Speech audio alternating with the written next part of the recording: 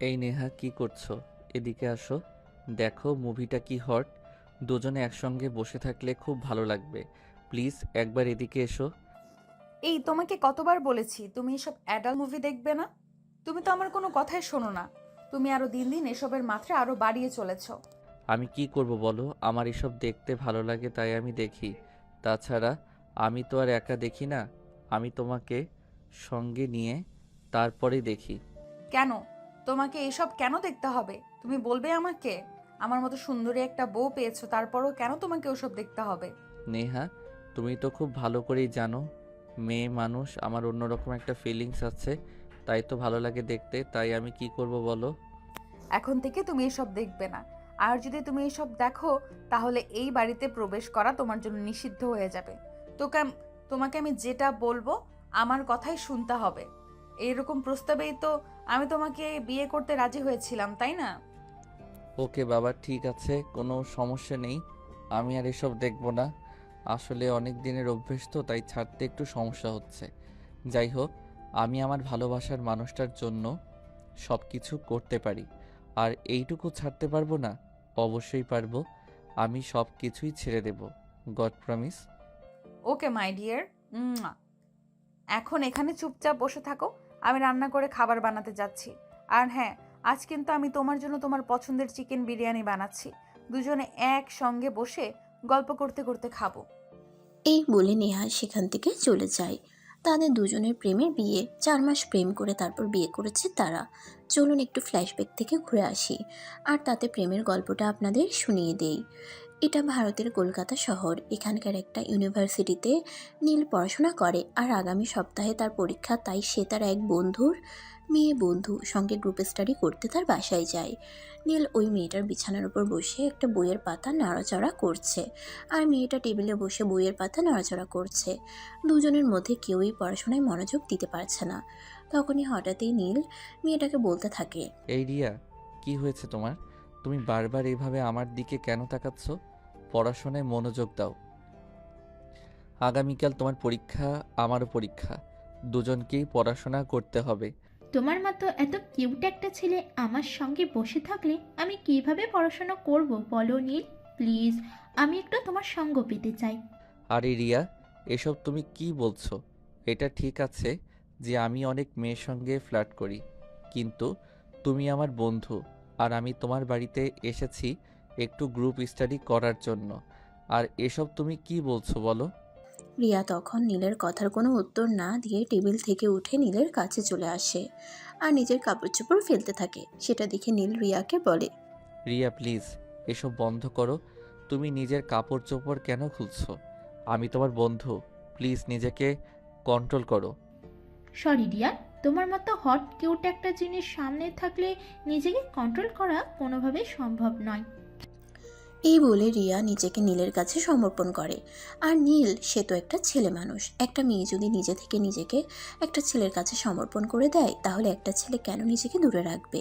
তারা দুজনে অন্তরঙ্গ হয়ে পড়ে। আর ঠিক এমন সময় রুমের দরজা খুলে প্রবেশ করে রিয়ার বড় বোন। রিয়ার বড় বোনকে রুমে প্রবেশ করতে দেখেই নীল আর রিয়া দুজনে নিজেদের ড্রেস ঠিক করে নেয়। আর তারপর নীল কোনো কথা না বলেই চুপচাপ সেখান থেকে চলে আসে। পরের দিন সকালে ভার্সিটিতে প্রবেশ করতেই নোটিশ বোর্ডে চোখ পড়ে তাকে ভার্সিটি থেকে বহিষ্কার করা হয়েছে। এটা দেখে তো নিজের চক্ষু চড়ক গাছ, কারণ তার বাবা মা অনেক স্বপ্ন নিয়ে তাকে এখানে পড়াশোনা করতে পাঠিয়েছে। আর এখন যদি তার বাবা মা এটা জানতে পারে, তাহলে তারা অনেক কষ্ট পাবেন। কিন্তু নীল এখন কি করবে?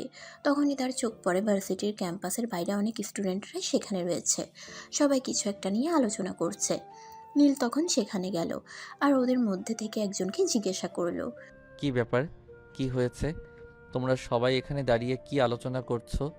আর পরীক্ষার তো সময় হয়ে গেছে। তোমরা ভার্সিটির ভিতরে কেন যাচ্ছ না? আমরা তোমাকে ছাড়া পরীক্ষা দেব না।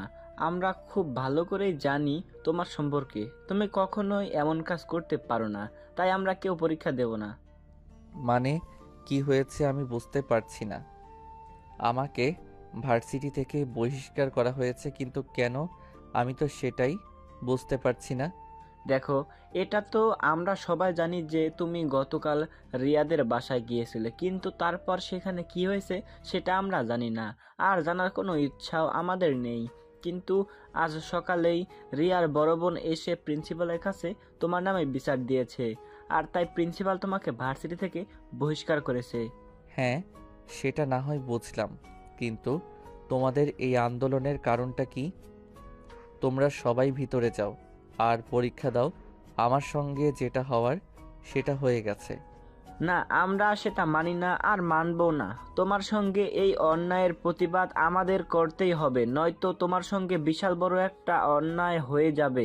আমরা খুব ভালো করে জানি তোমার বাবা মা তোমাকে কত স্বপ্ন নিয়ে এখানে পড়াশোনা করতে পাঠিয়েছে, আর এখন যদি তারা জানতে পারে তোমার নামে এমন অপবাদ দেওয়া হয়েছে, তাহলে তারা সেটা কোনোভাবে একসেপ্ট করতে পারবে না।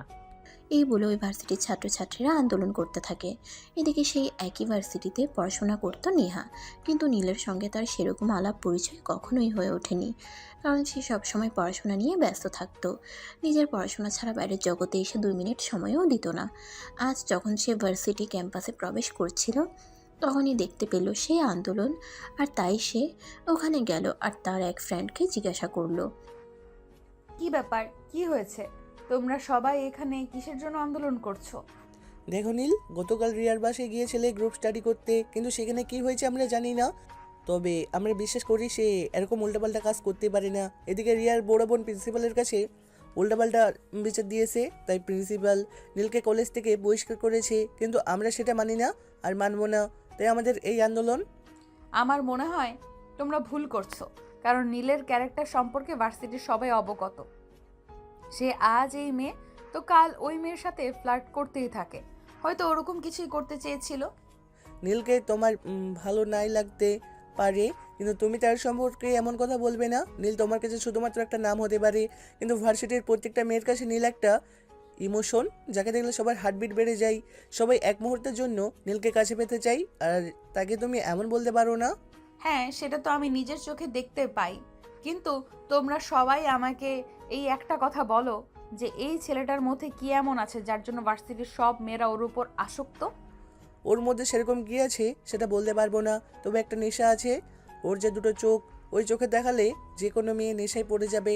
অনেক সুইট, অনেক কিউট আর হট। ভাই, সব মেয়েরাই ওর জন্য পাগল। তখন নেহা ওদের সঙ্গে আর কোনো কথা না বলে সেখান থেকে চলে গেল। এদিকে স্টুডেন্টরা আন্দোলন করে প্রিন্সিপালের সঙ্গে কথা বলে নীলকে আবারও ওই ভার্সিটিতে পড়াশোনা করার ব্যবস্থা করে দিল। এরপর চলে গেল 2 মাস। একদিন সকালবেলা নেহা বসে টিভিতে একটা সিরিয়াল দেখছিল, তখনই তার বাড়ি থেকে ফোন আসে। কি ব্যাপার মামনি, কেমন আছো? কদিন ধরে ফোন করছো না, কোনো প্রবলেম হয়েছে নাকি? না আব্বু, সেরকম কোনো ব্যাপার নাই। আসলে কদিন ধরে পড়াশোনায় একটু প্রেশারে আছি, তাই ফোন করতে পারছি না। যাই হোক, তোমরা কেমন আছো? ভাইয়া কেমন আছে? আর শুনেছিলাম ভাইয়ার জন্য সম্বন্ধ করছে, ওটার কি খবর? আমরা সবাই ভালো আছি। আর তোমার ভাইয়ের ব্যাপারে কথা বলতেই তোমাকে ফোন করা। আসলে আমরা সবাই মিলে কথাবার্তা বলে তোমার ভাইয়ের বিয়ের ডেট ফাইনাল করেছি, তাই তোমাকে দেশে আসতে হবে। কিন্তু আব্বু, সামনে তো আমার ফাইনাল ইয়ারের এক্সাম আছে, এখন কিভাবে দেশে আসবো বলো? হ্যাঁ, সেটা আমি জানি, কিন্তু তোমার ফাইনালি এক্সামের আরও 3 মাস বাকি আছে, আর একটা বিয়ের কাজ শেষ করতে 3 মাস লাগবে না? তুমি চলে এসো। আচ্ছা আব্বু, ঠিক আছে, কোনো সমস্যা নেই, আমি সময় মতো চলে আসবো। এই বলে ফোনটা কেটে দেয়। অপরদিকে সেদিন নীলের বাড়ি থেকেও ফোন আসে, নীলের ছোট বোনের বিয়ের সম্বন্ধ ঠিক হয়েছে আর দিন তারিখও পাকা হয়ে গেছে, তাই নীলকেও দেশে যেতে হবে। আনফর্চুনেটলি নীল আর নেহা দুজন একই দিনে দেশে যাওয়ার জন্য ফ্লাইট বুকিং করে। ওরা দুজনে যখন এয়ারপোর্টে, তখনই ওদের দেখা হয়। নেহা তার বাবার সঙ্গে কথা বলতে বলতে এয়ারপোর্টের ভিতরে প্রবেশ করছিল, আর তখনই নীলের সঙ্গে নেহার ধাক্কা লেগে যায়। সরি ম্যাডাম, আমি আসলে আপনাকে দেখতে পাইনি, একটু তাড়াহুড়ায় আছি তো। আরে তুমি নীল না, ওই আমাদের ভার্সিটিতে যে ছেলেটা পড়াশোনা করে যার জন্য সব মেয়েদের রাতের ঘুম হারাম হয়? হ্যাঁ, একদম ঠিক ধরতে পেরেছো। তবে আমি তোমায় চিনতে পেরেছি। যাই হোক, কোথাও যাচ্ছ মনে হচ্ছে। হ্যাঁ, বাংলাদেশে যাচ্ছি। ওখানে আমার বড় ভাইয়ের বিয়ে ঠিক হয়েছে, তাই আমাকে যেতে হবে। আমি না গেলে ভাইয়া বিয়ে করবে না। এখন তোমার ব্যাপারে বলো। আমারও সেম, আমারও ছোট বোনের বিয়ের তারিখ ফিক্সড হয়েছে, তাই আমাকেও যেতে হবে। তাই দেশে যাচ্ছি। যাই হোক, চলো যাওয়া যাক। কথা বলতে বলতে দুজনে বিমানে উঠে আর নিজেদের সিটে বসে পড়ে। আর আশ্চর্যজনক একটা ঘটনা হলো, নীল আর নেহা দুজন পাশাপাশি সিট বুকিং করেছে, যেটা আগে তারা কেউ জানতো না। সিটে বসার পর হঠাৎই নেহা নীলকে প্রশ্ন করে। আচ্ছা, আমি কি তোমায় একটা প্রশ্ন করতে পারি অ্যাজ এ ফ্রেন্ড হিসেবে? হ্যাঁ অবশ্যই, কেন নয়। তুমি আমার ক্লাসমেট আর আমরা দুজনে একই ইউনিভার্সিটিতে পড়াশোনা করছি, তাই যে কোনো প্রশ্ন করতেই পারো। বলো, তোমার আমার কাছ থেকে কি জানার আছে? আসলে আমার প্রশ্নটা খুবই সংক্ষিপ্ত, তবে এর উত্তর কি হবে আমি আন্দাজ করতে পারছি না। আসলে ভার্সিটির প্রত্যেকটা মেয়ে তোমার উপর কেন আসক্ত সেটা বলবে? ও, এই ব্যাপার। আসলে আমি নিজেও জানি না আমার মধ্যে কি এমন আছে যেটা দেখে প্রত্যেকটা মেয়ে আমার উপর আসক্ত হয়ে যেতে হবে। একটা কথা, আমিও মেয়েদের উপর অনেকটা আসক্ত হয়ে পড়ি। আমার লাইফে আমার কয়েকটা গার্লফ্রেন্ড এসেছে আর চলে গেছে, সেটা আমি সঠিক বলতে পারি না। তুমি এমন কেন করো বলো তো? ভালো তো জীবনে একজনকেই বাসা যায়, তাহলে নির্দিষ্ট একজনকে ভালোবেসে তার সঙ্গে বাকি জীবনটা কাটানোর চিন্তা ভাবনা করো না, তাহলেই তো ভালো হয়। আমার ওই রকম চিন্তা ভাবনা নেই। যতদিন আমি প্রেম চালিয়ে যেতে পারি যাব। তাছাড়া আমার টাকা পয়সার অভাব নেই। আমার বাবা আমার পিছনে অঢেল টাকা পয়সা খরচ করেছেন, আর যেটা দেখেই সম্ভবত মেয়েরা আমার প্রতি একটু বেশি আসক্ত হয়। এখন আমাকে এটা বলো যে তুমি আবার আমার উপর আসক্ত হয়ে পড়োনি তো? আমার মনে হয় তোমার মাথা খারাপ হয়েছে। আমি সেরকম মেয়ে নই যে চাইলে কোনো ছেলের উপর আসক্ত হয়ে পড়ব। আমি আমার পরিবারের উপর ডিপেন্ডেন্ট। আমি আমার পরিবারের প্রত্যেকটা মানুষকে খুব ভালোবাসি। আমি চাই আমার বিয়েটা পরিবারের প্রত্যেকটা মানুষের পছন্দ করা মানুষটার সঙ্গেই হোক। তাছাড়া প্রেম ভালোবাসাতে আমি বিশ্বাসী নই, আর টাইম পাস তো একদমই নয়। আর যাই হোক, তুমি আমার অনেক বড় একটা উপকার করলে। তা না হলে হয়তো আমি বাংলাদেশে পৌঁছানো পর্যন্ত তোমার সঙ্গে কথা বলতাম আর তোমার পিছনে সময়টা নষ্ট করে ফেলতাম। তবে এখন তো তুমি বলে দিয়েছো, তাই আর কোনো সমস্যা নেই। আমি এই সময়টা অন্য একজনের পিছনেই ব্যয় করব। মানে তুমি কি বলছো? আমি তো তোমার কথার আগা গোড়া কিছুই বুঝতে পারছি না। কি হয়েছে তোমার? তেমন কিছুই না। আসলে তুমি যদি আমাকে এখন এইটা বলতে যে তুমি আমার উপর আসক্ত হয়ে গেছো, তাহলে ফ্লাইটের পুরোটা সময় আমি তোমার সঙ্গে কথা বলতাম আর তোমাকে পটানোর চেষ্টা করতাম। কিন্তু এখন তো তুমি বলেই দিয়েছো যে তুমি প্রেম ভালোবাসা বিশ্বাসী নয় আর টাইম পাসে একদমই নয়। তাহলে এই সময়টা তো আমার বেঁচে গেল। এখন আমি অন্য একটা মেয়ের সঙ্গে কথা বলে তাকে পটিয়ে নেব আর তার সঙ্গে এই ফ্লাইটের পুরোটা সময় কাটিয়ে নেব। নেহা তখন আর কোনো কথা না বলে চুপচাপ নিজের সিটে বসে রইল। আর বসে থাকতে থাকতে কখন যে সে ঘুমিয়ে গেল সেটা তার খেয়ালই নেই। যখন তার ঘুম ভাঙলো তখন দেখলো নীল তার সিটে নেই। নেহা তখন নীলকে খোঁজাখুঁজি না করে ওয়াশরুমের দিকে পা বাড়াচ্ছিল নিজের চোখ মুখে একটু পানি দেওয়ার জন্য। তখনই ওয়াশরুমের ভিতরে নীল আর তার সঙ্গে একটা মেয়েকে অন্তরঙ্গ অবস্থায় দেখে ফেলে। আরে, তুমি তো আচ্ছা মানুষ।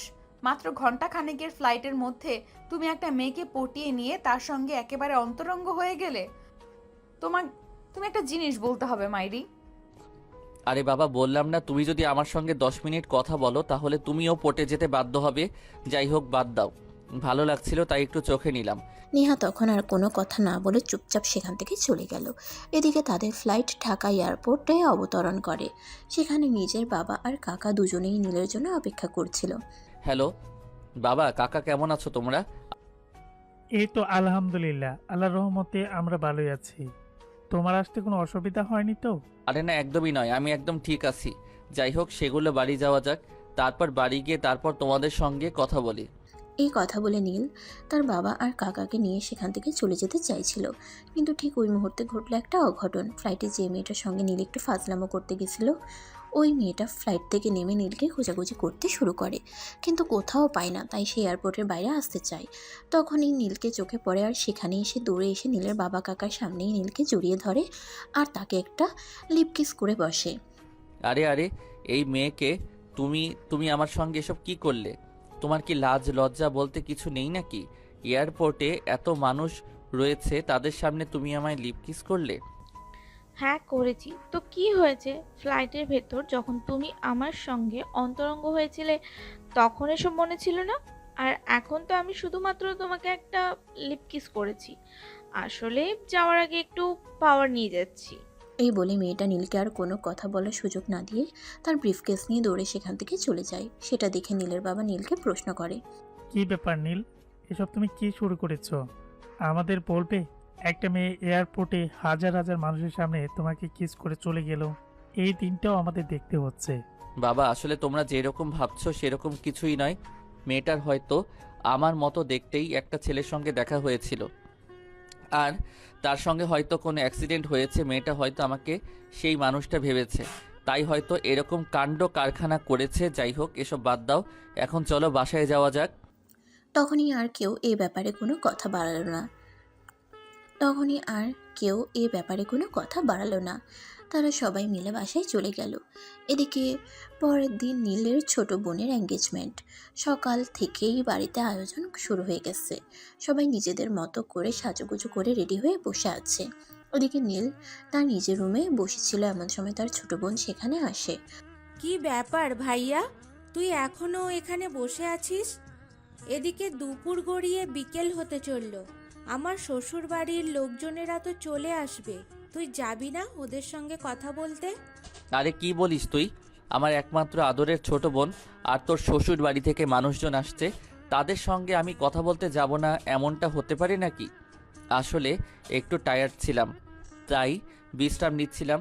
তুই কোনো চিন্তা করিস না, আমি 10 মিনিটে রেডি হয়ে আসছি। এই বলে নীল বিছানা ছেড়ে ওয়াশরুমে চলে যায়, আর কিছুক্ষণের মধ্যেই ফ্রেশ হয়ে রেডি হয়। এদিকে দেখতে দেখতে ঋতুর শ্বশুরবাড়ির লোকজন চলে আসে। তখন বাড়ির সবাই সেখানে উপস্থিত হয়, আর নীলও সেখানে যায়। কিন্তু সেখানে গিয়ে নীলের চক্ষু চড়ক গাছ। ঋতুর বর মানে তার হবু বোন জামাইয়ের সঙ্গে বসে আছে তার পরিচিত একটা মেয়ে মানে নেহা। নীল এসব কি দেখছে বিশ্বাসই করতে পারছে না। এখন কি জানি কি হয় সেটা আল্লাহই ভালো জানে। না জানি নিজের কৃতকর্মের জন্য বোনের বিয়েটা ভেঙে যায়। নীল তৎক্ষণাৎ সেখানে এক মুহূর্ত না দাঁড়িয়ে নিজের রুমে চলে আসে, আর এই বিষয়টা নেহা লক্ষ্য করে। তাই নেহাও সেখান থেকে উঠে চুপি চুপি নীলের রুম পর্যন্ত চলে আসে। তা কি ব্যাপার মিস্টার নীল, কেমন আছেন? নে নে নে নেহা, তো তুমি এখানে? কেন আসতে পারি না বুঝি? এটা তো আমারই ভাইয়ের বিয়ে, এখানে আসা তো আমার জন্য নিষিদ্ধ নয়। আর তুমি এইভাবে তোতলাচ্ছ কেন? কিছু হয়েছে নাকি? আরে নেহা, তো তুমি এখানে? আরে না, তেমন কিছু হয়নি। আসলে তোমাকে দেখে একটু অবাক হয়ে গেছি। আমাদের বাড়িতে তুমি আসলে কি করে সেটাই ভাবছিলাম। ও এই কথা। আসলে তোমার বোনের যে ছেলেটার সঙ্গে বিয়ে হতে চলেছে সে আমার একমাত্র বড় ভাই, আর তার বিয়ের জন্যই আমাকে দেশে আসতে হয়েছে। আরও একটা কথা তোমাকে বলি, আমার ভাইয়ের কলিজা সে আমাকে ছাড়া কখনোই বিয়েটা করতো না, তাই আমাকে বাধ্য হয়ে আসতে হয়েছে। নেহা প্লিজ, সেদিন যা হয়েছে আর তুমি আমার সম্পর্কে যা জানো, প্লিজ সব কিছু ভুলে যাও। আমার বোনের বিয়েটার সঙ্গে প্লিজ এইসব বিষয়গুলোকে জড়িও না। প্লিজ আমার বোনের বিয়েটা ভেঙে দিও না। আমার বোন অনেক কষ্ট পাবে, আর আমি আমার বোনকে অনেক ভালোবাসি। আমার জন্য আমার বোন কোনো কষ্ট পাক সেটা আমি কখনোই চাই না। প্লিজ নেহা। ওকে ওকে, ঠিক আছে, কোনো সমস্যা নেই। আমি এ ব্যাপারে কাউকে কিচ্ছু বলবো না, কোনো চিন্তা নেই তোমার। তবে একটা কথা আমাকে প্রমিস করতে হবে, আজকের পর থেকে তুমি এই সব কাজ ছেড়ে দেবে। আচ্ছা বাবা, ঠিক আছে, কোনো সমস্যা নেই। তুমি আমাকে যা করতে বলবে আমি তাই করব, কিন্তু তুমি দয়া করে এসব বিষয় সবার সামনে প্রকাশ করো না, তাহলে আমার বোনের বিয়েটা ভেঙে যাবে। আর বোনের বিয়েটা ভেঙে গেলে পরিবারের সবাই আমাকে অনেক কথা শোনাবে। আমি সেসব কথা শুনতে চাই না। বললাম তো আমি কাউকে কিছু বলবো না, তোমার চিন্তার কোনো কারণ নেই। আর হ্যাঁ, আমি যেটা বলেছি সেটা মাথায় রেখো, আজকের পর থেকে কখনোই এইসব কাজ আর করবে না। এই বলে নেহা সেখান থেকে চলে যায়। আর একটু পরেই নীলের বোনের এঙ্গেজমেন্ট হয়ে যায়। সেদিন সবাই অনুষ্ঠান শেষ করে নিজেদের বাড়িতে চলে যায়। পরের দিন সকালবেলা নীলের বাবা নীলকে ডেকে বলে, নীল দেখো, বিয়ের সমস্ত কেনাকাটা তো হয়েই আছে তোমাদের আসার জন্য। মানে তোমার বোন জামাইয়ের বোন দেশের বাইরে থাকতো, আর তুমি দেশের বাইরে থাকতে, তোমাদের দুজনের জন্য এঙ্গেজমেন্ট আটকে ছিল। আজ তার সেটাও হয়ে গেল। তবে একটা কাজ বাকি রয়ে গিয়েছিল, সেটা হলো নেহা মানে তোমার বোনের ননদের জন্য কেনাকাটা করা হয়নি। তাই আমি চাইছি, মানে আমি তোমাকে বলছি, তুমি আজ নেহাকে নিয়ে একটু মার্কেটে যাবে। ওর যা যা পছন্দ হয় তা তুমি কিনে দেবে, আর টাকা পয়সা সব আমি তোমাকে দিয়ে দেব। বাবা, আমি পারবো না ওই মেয়েটাকে নিয়ে মার্কেটে যেতে। ওই মেয়েটার সঙ্গে আমার একটু যায় না। ওই মেয়েটা শুধু শুধু আমার সঙ্গে ঝগড়া করে। আমি যাব না ওই মেয়ের সঙ্গে, আমি যাব না। তোকে আমি যেতে বলেছি, তোর কাছ থেকে আমি কোনো কথা শুনতে চাইনি। আশা করি বুঝতে পেরেছিস। তখন নীলার কোনো উপায় না পেয়ে অগত্যা যেতেই হলো। অপরদিকে নেহাদের বাড়িতেও সেম কাহিনী চলছিল। নেহার বাবা তাকে বলছিল নীলের সাথে শপিংয়ে যাওয়ার জন্য, কিন্তু নেহা কিছুতেই রাজি হচ্ছিল না। বাবা আমি যাব না এই ছেলেটার সঙ্গে, তোমরা আমাকে জোর কেন করছো? আমি বুঝতে পারছি না কি হয়েছে তোমার। তুমি কেন নীলের সাথে যেতে চাচ্ছ না? কি সমস্যা সেটা তো আমাদের খুলে বলো। আমিও তো সেটাই বলছি, তোমার ওর সাথে যেতে কি সমস্যা সেটা তো বলবি। দেখো, আমরা একটা সম্পর্কে আবদ্ধ হতে চলেছি, আমাদের মধ্যে এখন ভালো একটা বন্ডিং তৈরি করা উচিত, কিন্তু তুমি তা না করে উল্টো কাজ করছো। নেহা, আমি তোমাকে শেষবারের মতো বলছি, নীল আসলে তুমি সোজা ওর সাথে চলে যাবে। আমি আর দ্বিতীয় কোনো কথা শুনতে চাই না। এই কথা বলতে বলতে নীল সেখানে এসে উপস্থিত হয়েছে। এটা তাদের পরিবারের লোকজন খেয়াল করেনি। নীল তখন দরজার বাইরে দাঁড়িয়ে ছিল, আর তখনই নেহা তার আম্মুকে বলতে থাকে, আম্মু, আমি তোমাদের আর কতবার বলবো আমি ওই উগান্ডারের বংশধরের সঙ্গে শপিং করতে যাব না? তোমরা কেন সেটা শুনতে চাইছো না? কিন্তু ম্যাডাম, সেই উগান্ডারের বংশধর যে আপনাকে নিতে চলে এসেছে বাড়ি থেকে, আমাকে পাঠানো হয়েছে আপনাকে নিয়ে শপিংয়ে যেতে। এখন কি করব বলেন আপনি? চলে এসেছেন তো আমাকে একদম উদ্ধার করে ফেলেছেন। আপনাকে কে বলেছে আমি আপনার সঙ্গে শপিং করতে যাব? আর আপনি কোন সাহসে আমার বাড়িতে চলে আসবেন? আপনি ভাবলেন কি করে যে আমি আপনার সঙ্গে শপিং করতে যাব? নেহা, তুমি এখনো এসব কথা বলেছো? তোমার কি একবারও মনে হচ্ছে না তুমি যেটা করছো সেটা কিন্তু এখন একটু বেশি করে ফেলছো? কারণ ছেলেটা তোমাকে এত দূর থেকে নিতে এসেছে শপিং করতে যাওয়ার জন্য, আর সেখানে তুমি উল্টাপাল্টা কথা বলেই চলেছো। কি সমস্যা তোমার? তুমি কেন যাবে না সেটা আগে আমাকে বলো, তারপর আমি চিন্তা করে দেখি তোমার কথা মেনে নেওয়া যায় কি না। আচ্ছা ঠিক আছে, আমি যাচ্ছি, তবে আমার একটা শর্ত আছে। আমাকে কিন্তু বিকেল 5টার মধ্যে আমার বাসায় পৌঁছে দিতে হবে। তা না হলে কিন্তু আমি এই উগান্ডারের বংশধরের সঙ্গে কোনোভাবেই শপিং করতে যাব না। ঠিক আছে ম্যাডাম, কোনো সমস্যা নেই, আপনি যা বলবেন তাই হবে। এখন চলেন আমার সঙ্গে। আচ্ছা ঠিক আছে, আমি রেডি হয়ে আসছি। এই কথা বলে নেহা তার নিজের রুমে চলে যায়। রেডি হতে প্রায় আধা ঘন্টা পর সে রেডি হয়ে আসে। অতঃপর নীল আর নেহা বাড়ির বাইরে বের হয়। তখন নেহা দেখতে পায় নীল একটা বাইক নিয়ে এসেছে। সেটা দেখে নেহা বলে, এই তোমাকে আমি কি বলেছিলাম বাইক নিয়ে আসতে? আমি তোমার সঙ্গে বাইকে করে যাব না। তুমি গাড়ি ড্রাইভ করতে পারো না? তোমাদের কোনো একটা গাড়িও নাই। আরে বিয়ান সাহেবা, আমি প্রথমবার আপনাকে নিয়ে শপিং করতে যাচ্ছি। আমার বাইক থাকতে আমরা গাড়িতে কেন যাব আপনার সঙ্গে? সম্পর্কটা তো আমার রসের আর রঙিন, তাই আমার মনে হয় আমাদের বাইকে যাওয়া উচিত, যাতে আমরা তো জানি একটু পাশাপাশি থাকতে পারি। তোমার সঙ্গে কথা বলে এই পৃথিবীর কেউ পেজে উঠবে না। যাই হোক, ঠিক আছে, আমি বাইকে উঠছি। তবে বাইক কিন্তু আস্তে আস্তে চালাতে হবে, কারণ আমি অপরিচিত কারোর সঙ্গে কখনোই বাইকে উঠি না। আর তোমার যা লুচ্চামো স্বভাব, যেখানে সেখানে ব্রেক করবে কিন্তু। বিয়ান সাহেবের সঙ্গে যদি একটু রঙিন রসের গল্প স্বল্প না করতে পারি তাহলে আবার সেটা হয় নাকি? আচ্ছা ঠিক আছে, তুমি যা বলবে তাই হবে। এখন বাইকে ওঠো, তা না হলে কিন্তু আবার লেট হয়ে যাবে। তখন কিন্তু বাসায় ফিরতে দেরি হলে তুমি আমাকে দোষারোপ করতে পারবে না। এই কথা বলতে বলতে নীল আর নেহা দুজনেই রওনা দেয়। প্রায় 20 মিনিটের মতো সময় লাগে। শপিং মলে এসে পৌঁছাতেই নীল তখন নেহাকে বলে, তুমি ভিতরে যাও, আর কি কি লাগবে কিনে নাও, আমি আধা ঘন্টা পর আসছি। আশা করি এর মধ্যে তোমার কেনাকাটা হয়ে যাবে। আমার একটু বাইরে কাজ আছে। হ্যাঁ ঠিক আছে, তুমি বাইরে যাও। তাছাড়া আমি নিজেও চাই না তোমাকে নিয়ে শপিং করতে যেতে, কারণ তোমার যা লুচ্চামো চরিত্র, তোমাকে নিয়ে গেলে আমার মান ইজ্জত সব পাংচার হয়ে যাবে। তখন নীল আর কোনো কথা না বলে বাইরে তার কাজ করতে চলে গেল। এদিকে নেহা প্রায় আধা ঘন্টা ধরে শপিং মলে একটা শাড়ির দোকানে বসে আছে, কিন্তু কেউ তাকে কোনো পাত্তাই দিচ্ছে না। প্রায় আধা ঘন্টা পর নীল সেখানে আসে আর নেহার কাছে এসে বলে, চলো বাসায় যাওয়া যাক। বাসায় যাব মানে? এখনো তো আমার কোনো কেনাকাটাই হয়নি। আমি এখানে একটা শাড়ি দেখতে চাইছিলাম, কিন্তু দোকানদার লোকগুলোর জন্য এতই বিজি রয়েছে যে আমাকে শাড়ি দেখানোর সময় তারা পাচ্ছে না। তাহলে অন্য দোকানে চলো, আমরা অন্য কোনো দোকান থেকে তোমার জন্য শাড়ি আর অন্য জিনিসপত্র সব নিয়ে নেই। এখান থেকে নিতে হবে এমন কোনো কথা আছে নাকি? চলো আমার সাথে। না, আমি অন্য দোকান থেকে নেব না।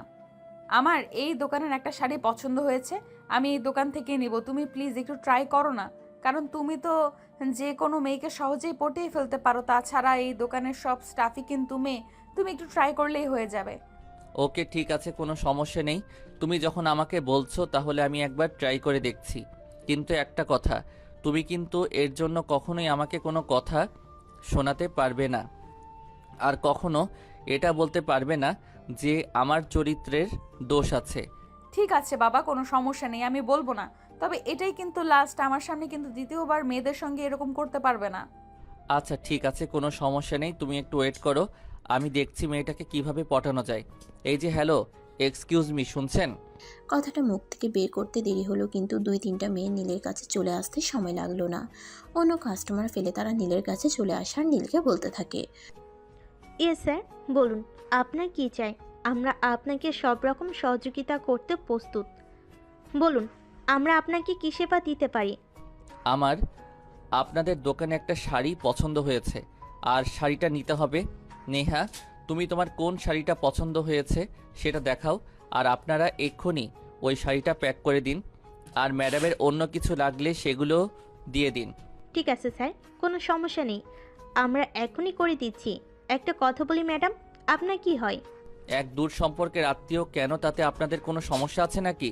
আপনাদেরকে যেটা বলা হয়েছে সেটাই করুন, তাড়াতাড়ি করুন, আমার হাতে সময় কম।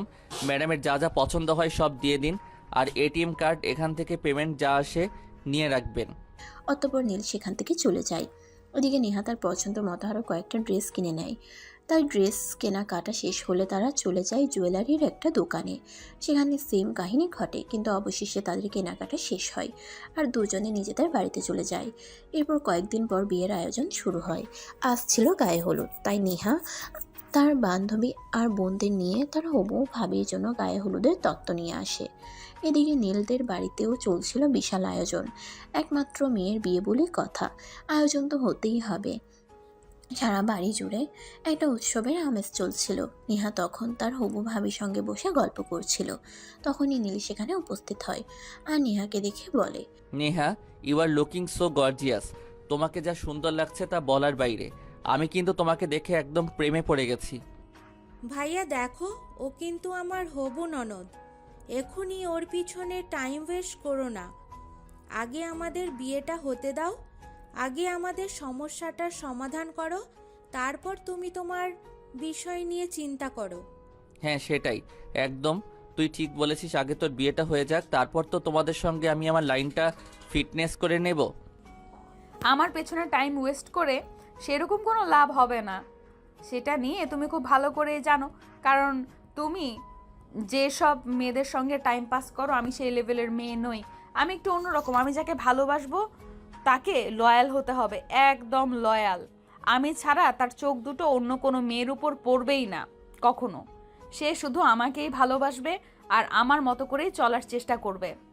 নেহা, আমি জানি না তুমি সেরকম পুরুষ কখনো পাবে কি না, তবে আমার মনে হয় এ থেকে তুমি লয়াল কোনো ছেলেকে নিজের লাইফ পার্টনার হিসেবে পাবে না। কারণ এ যুগে সেরকম কোনো ছেলে নেই বলতে গেলে।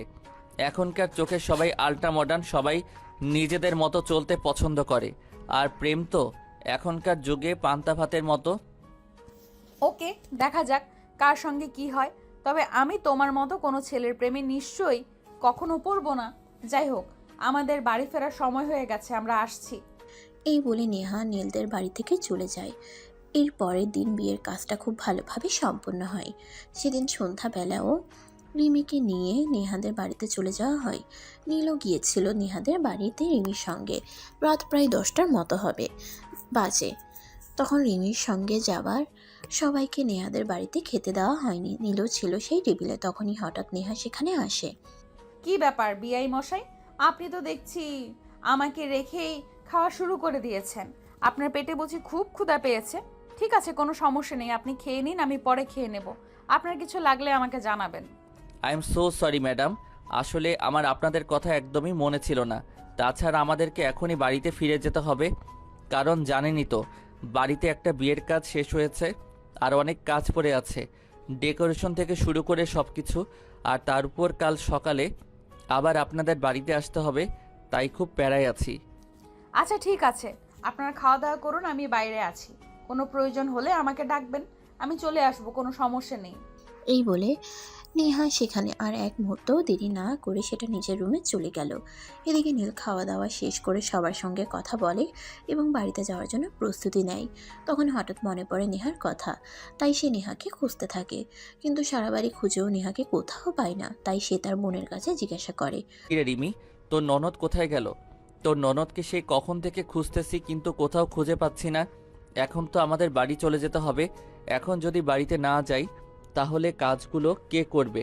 আর তোর ননদের সঙ্গে যদি কথা না বলে চলে যাই তাহলেও আবার তোর ননদ কথা শোনাবে। কি জানি ভাইয়া, আমি তো বলতে পারছি না নেহা কোথায় গিয়েছে। তুমি একটু খুঁজে দেখো, তাহলেই হয়তো পেয়ে যাবে। তখনই নীল সেখান থেকে চলে যায় আর সারা বাড়ি তন্ন তন্ন করে খুঁজতে থাকে, কিন্তু কোথাও খুঁজে পায় না নেহাকে। তখন তার হঠাৎ বাড়ির ছাদের কথা মনে পড়ে। তখনই সে ছাদে চলে যায়, আর ছাদে গিয়ে দেখতে পায় নেহা ছাদের এক কোণে দাঁড়িয়ে আছে। আর নীল আস্তে আস্তে ছাদে নেহার পাশে গিয়ে দাঁড়ায় আর নেহাকে বলে, কি ব্যাপার নেহা, কি হয়েছে? তুমি এখানে দাঁড়িয়ে আছো কেন? আমি সারা বাড়ি তন্ন তন্ন করে তোমায় খুঁজেছি, কিন্তু কোথাও তোমাকে খুঁজে পাইনি। তোমার কি মন খারাপ কিছু হয়েছে কি? আরে না, সেরকম কোনো ব্যাপার না, আমার কিছুই হয়নি, আমি একদম ঠিক আছি। আসলে ভালো লাগছিল না এসব গান বাজনা আওয়াজ, আমার ভালো লাগে না। আমি নিরিবিলি থাকতে পছন্দ করি, তাই একটু এখানে এসে নিজেকে সময় দিয়েছিলাম আর একা একা রাতের আকাশ দেখছিলাম। তোমাদের খাওয়া দাওয়া কেমন হয়েছে? আপ্যায়নে কোনো ত্রুটি হয়নি তো? কি যে বলো, তোমাদের বাড়িতে আবার আমাদের আপ্যায়নের ত্রুটি হবে? সেটা তো কখনোই হওয়ার নয়, সব কিছুই একদম ঠিক আছে। আমরা তো বাড়িতে চলে যাচ্ছি, তাই তোমাকে বলে যাওয়ার জন্য খুঁজতেছিলাম, কিন্তু সারা বাড়িতে কোথাও তোমাকে খুঁজে পেলাম না, তাই অবশেষে তোমাকে খুঁজতে খুঁজতে এখানে চলে এসেছি। ও আচ্ছা, ঠিক আছে, তাহলে চলে যাও। আগামীকাল কিন্তু সময় মতো চলে এসো, আমি কিন্তু তোমার অপেক্ষা করব। ঠিক আছে, আসছি তাহলে। আল্লাহ হাফেজ অ্যান্ড গুড নাইট। অতঃপর নীল সেখান থেকে চলে যায়। আর এদিকে নেহার দায়িত্ব পড়ে তার ভাইয়ের বাসর ঘর সাজিয়ে দেওয়ার। সে তো নিজের বাসর ঘর সাজাতে পারে না, তাই তার বন্ধু আর কিছু কাজিনদের নিয়ে এসে বাসর ঘরটা সাজিয়ে দেয়। যখন তার ভাইয়া আর ভাবি বাসর ঘরে প্রবেশ করবে তখন সে দরজা আটকে দাঁড়ায় আর তার ভাইয়াকে বলে, ভাইয়া, আজ তোমাদের জীবনের নতুন একটা অধ্যায় সূচনা হতে যাচ্ছে, আর আমি তোমাদের জন্য এত কষ্ট করে তোমাদের রুমটা সাজিয়ে দিয়েছি। শুধু আমি নই, এখানে আমার সঙ্গে আরও অনেকেই ছিল যারা এই বিষয়ে আমাকে হেল্প করেছে। তাই আমাদের নাস্তা পানির জন্য দাও, যাতে আমরা নিজেদের কষ্টটা সার্থক বলে মনে করতে পারি। আরে নেহা, এটা তুমি কি বলছো? তোমাকে কিছু কেন দিতে যাব? তোমাকে নিশ্চয়ই স্পেশাল কিছু দেব। তুমি আমার সঙ্গে রুমে আসো, তোমার জন্য একটা স্পেশাল গিফট রেখেছি এবং বাকি সবার জন্য একটা স্পেশাল ট্রিটের অ্যারেঞ্জ করেছি। এই নাও তোমার গিফট, আমার পক্ষ থেকে স্পেশালি তোমার জন্য। এটা আমি আমার ভাইকে দিয়ে আনিয়েছি। ও মাই গড, ডায়মন্ডের নেকলেস! এটা আমার খুবই পছন্দের। থ্যাংক ইউ ভাবি, থ্যাংক ইউ সো মাচ। এখন এক কাজ করো, আমার সঙ্গে বাকি যারা কাজ করেছে তাদেরকে যদি দিয়ে দাও তাহলে আমরা চলে যাব। তোমাদের এই সুখময় রাত আমরা বেশি সময় নষ্ট করব না। অতঃপর নেহার ভাইয়া নেহার হাতে 1,00,000 টাকার একটা বান্ডিল গুজে দেয় আর নেহাকে বলে, এখান থেকে 50,000 তোমার আর বাকি 50,000 ওদের সবাইকে দিয়ে দিও। নেহা আর তার সাথে লোকজন সবাই অনেক খুশি হয়ে সেখান থেকে চলে যায়। আর এদিকে নেহার ভাইয়া আর ভাবি তাদের সুখময় রাতটাকে আরও সুখময় করে তোলে। যাই হোক ভিউয়ার্স, চলুন আমরা আমাদের গল্পের নায়ক নায়িকার লাইফে কি হতে চলেছে সেটা দেখে নিই। পরের দিন দুপুরবেলা নীলদের বাড়ি থেকে সবাই নেহাদের বাড়িতে বৌভাতের অনুষ্ঠানে আসে। সেখানে আবারও নীলের দেখা হয় নেহার সঙ্গে। এই যে, হ্যালো নেহা, কেমন আছো তুমি? এই তো আলহামদুলিল্লাহ, আল্লাহ রহমতে ভালোই আছি। তোমার কি খবর? তুমি কেমন আছো? আর তোমাকে তো বলেছিলাম সকাল সকাল আসতে, এখন তো দুপুর হয়ে গেছে, এতক্ষণে কেন আসলে? আসলে তোমাকে তো বললামই আমি বাড়ির বড় ছেলে, আমার তো অনেক দায়িত্ব, তাই বাড়ির কাজ করতে করতে কখন যে সময়টা বেরিয়ে গেছে সেটা আমি খেয়ালই করিনি। তার জন্য আমি খুবই দুঃখিত। আই অ্যাম সো সরি, আমাকে ক্ষমা করে দাও। ঠিক আছে, তবে তোমায় ক্ষমা করতে পারি একটা শর্তে। আগামীকাল আমাকে নিয়ে একটু ঘুরতে বের হতে হবে, কারণ বাংলাদেশে তো অনেক দিন পর এসেছি। তাছাড়া ভাইয়া এখন ব্যস্ত আছে, তার সময় হবে না আমাকে নিয়ে ঘুরতে যাওয়ার জন্য, তাই তোমাকে বলা। এটা আবার এভাবে বলতে হয় নাকি? আমি তোমাকে ঘুরতে নিয়ে যাবার জন্য অলওয়েজ প্রস্তুত। তুমি শুধু কখন ঘুরতে যাবে সেই সময়টা আমাকে বলে দিও। আমি আজ থেকে একদম ফ্রি আছি। আচ্ছা ঠিক আছে, কোনো সমস্যা নেই, আমি কাল সকালে তোমাকে সময় মতো ফোন করে নেব। এভাবে কথা বলতে বলতে আর গল্প গুজব করতে করতেই সেদিনের সময়টা কেটে গেল। পরের দিন সকালবেলা নেহা যখন ঘুম থেকে উঠল তখন দুপুর প্রায় 2টোর মতো বাজে। ফোনটা হাতে নিয়ে দেখে নীল তাকে অজস্রবার কল করেছে আর অনেকগুলো মেসেজও করেছে, কিন্তু দুর্ভাগ্যবশত নেহা তার ফোনটা সাইলেন্ট করেই ঘুমিয়েছিল, যার কারণে সে এসব কিছুই শুনতে পায়নি আর জানতও না। তাছাড়া সে যেহেতু এখন ছুটিতে এসেছে আর তার কোনো কাজ ছিল না, তাই তার বাড়ির লোকেরাও তাকে ঘুম থেকে ওঠানোর কোনো চেষ্টাই করেনি। কেউ তাকে একবারের জন্য ডাকতেও আসেনি, তাই সেভাবে ঘুমিয়েছিল। যাই হোক, সে ফোনটা হাতে নিয়ে সঙ্গে সঙ্গেই নীলকে ফোন দেয়। কি ব্যাপার, কি হয়েছে? তুমি আমাকে ফোন দিয়েছো কেন? সকাল থেকে আমি তোমাকে কতগুলো ফোন দিয়েছি, তুমি তো আমার একটা ফোন রিসিভ করার প্রয়োজনও মনে করনি। তাহলে এখন আমাকে ফোন দিয়ে বিরক্ত করছো কেন? আমি sorry Neel, I am so sorry. আসলে আমি ঘুমিয়েছিলাম আর তারপর কখন যে সময়টা কেটে গেছে সেটা আমার খেয়ালই ছিল না। তাছাড়া আমি তো ছুটিতে এসেছি, তাই বাড়ির লোকেরা আমাকে ঘুম থেকে জাগানোর প্রয়োজন মনে করেনি। এখন তুমি কোথায় আছো সেটা আমাকে বলো। আমি আবার কোথায় থাকবো? আমি তো আমাদের বাড়িতেই আছি। কেন, আমাকে অন্য কোথাও যাওয়ার কোনো কথা ছিল নাকি? প্লিজ তুমি এইভাবে কথা বলো না। আমি তো তোমাকে গতকাল বলেছিলাম আজ আমি তোমার সঙ্গে ঘুরতে যাব, কিন্তু এইভাবে সময়টা কেটে যাবে সেটা আমি বুঝতে পারিনি। যাই হোক, তুমি রেডি হয়ে বাসা থেকে বের হও, আমি এক্ষুনি ফ্রেশ হয়ে রেডি হয়ে নিচ্ছি। আমি আধ ঘন্টার মধ্যে রেডি হয়ে তোমার জন্য অপেক্ষা করব, তুমি চলে এসো। আমি আজ তোমাদের বাড়িতে যেতে পারবো না, কারণ আমি যদি প্রতিদিন এভাবে তোমাদের বাড়িতে যেতেই থাকি তাহলে সবাই আমাকে সন্দেহ করবে। সবাই মনে করবে তোমার সঙ্গে আমার কোনো সম্পর্ক আছে বা কোনো চক্কর চলছে। তোমাদের বাড়িতে আমার বোনের বিয়ে হয়েছে, আমি চাই না আমার কারণে আমার বোনের সংসারে কোনো অশান্তি হোক। That's it. আরে নীল, এত চিন্তা করার কিছুই নেই। আমার বাড়ির লোকেরা এইসব লো মাইন্ডেড নয়। আমার বাড়ির লোকেরা আমার সম্পর্কে খুব ভালোই ধারণা রাখেন, আর আমার বাড়িতে সেরকম কোনো প্রবলেম হবে না, কোনো চিন্তা নেই। তুমি চলে এসো, আমি রেডি হয়ে নিচে আসছি। আচ্ছা ঠিক আছে, আমি আসছি, তুমি রেডি হয়ে নাও।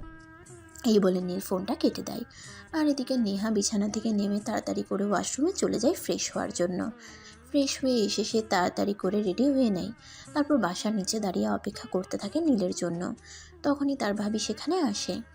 কি ব্যাপার নেহা, এত সাজুগুজু করে কোথায় যাওয়া হচ্ছে? কোনো বন্ধুর সঙ্গে ঘুরতে যাওয়া হচ্ছে নাকি? ভাবি, আসলে বিষয়টা সেরকম নয়। আমি আসলে এক জায়গায় যাচ্ছি, বাড়িতে কাউকে বলা হয়নি। কেউ জিজ্ঞেস করলে বলে দিও। আমি তো আমার তো ঘুম থেকে উঠতে একটু লেট হয়ে গেছে, তাই কাউকে না বলেই বের হয়ে এসেছি। যাই হোক, তুমি কোথাও যাচ্ছ নাকি? আরে না, আমি আবার কোথায় যাব? আমি তো বাড়ির নতুন বউ।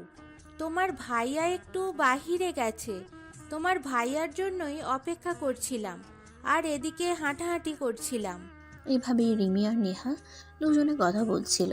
ঠিক তখনই নীল সেখানে এসে উপস্থিত হয় বাইক নিয়ে।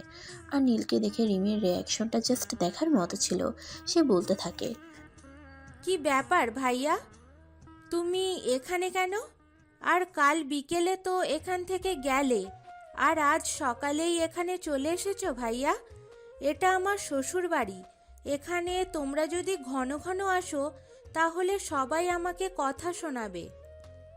ভাবি, বিষয়টা তুমি যেরকম ভাবছো আসলে সেরকম নয়। আমি তোমার ভাইকে ফোন করেছিলাম, আমি তোমার ভাইকে নিয়ে একটু বের হব। আসলে তো বাংলাদেশে এসেছি অনেক বছর পর, তাই একটু ঘুরতে মন চাইলো। আর ঘুরতে যাওয়ার জন্য তো বিশ্বস্ত একটা মানুষ প্রয়োজন। তুমি তো আমাদের বাড়ির বউ, তাই আমার মনে হয় তোমার ভাই এটার জন্য পারফেক্ট। কারণ তোমার ভাই যদি আমার সঙ্গে কোনো একটা কাজ করতে চায় তাহলে তাকে অন্তত 10 বার চিন্তা করে তারপর কাজটা করতে হবে। ও তাই বুঝি? তাহলে এই বিষয়টা এতক্ষণ ধরে আমার কাছে লুকিয়ে রাখা হয়েছিল কেন? কেন এই বিষয়টা আমার কাছে প্রকাশ করা হয়নি? আমি কি বাঘ নাকি ভাল্লুক যে তোমাদের কিছু করে ফেলতাম? আরে ভাবি, তুমি ভুল ভাবছো, সেরকম কিছু নয়। আমি তোমাকে বলতে চাইছিলাম, কিন্তু মুখ দিয়ে বের হওয়ার আগেই অন্য একটা কথা বের হয়ে গেছিল। যাই হোক, এখন আমি আসছি। তোমাকে যেটা বলেছি তুমি কিন্তু সেটাই করবে, তা না হলে কিন্তু ভালো হবে না, বলে দিলাম। আচ্ছা বাবা, ঠিক আছে, তোমরা ঘুরতে যাও, তবে সন্ধ্যার আগে কিন্তু বাড়িতে চলে আসবে। তা না হলে কিন্তু বাড়ির সবাই অনেক টেনশন করবে। তখন কিন্তু বাধ্য হয়ে আমাকে সবার সামনে সব সত্য কথা বলে দিতে হবে।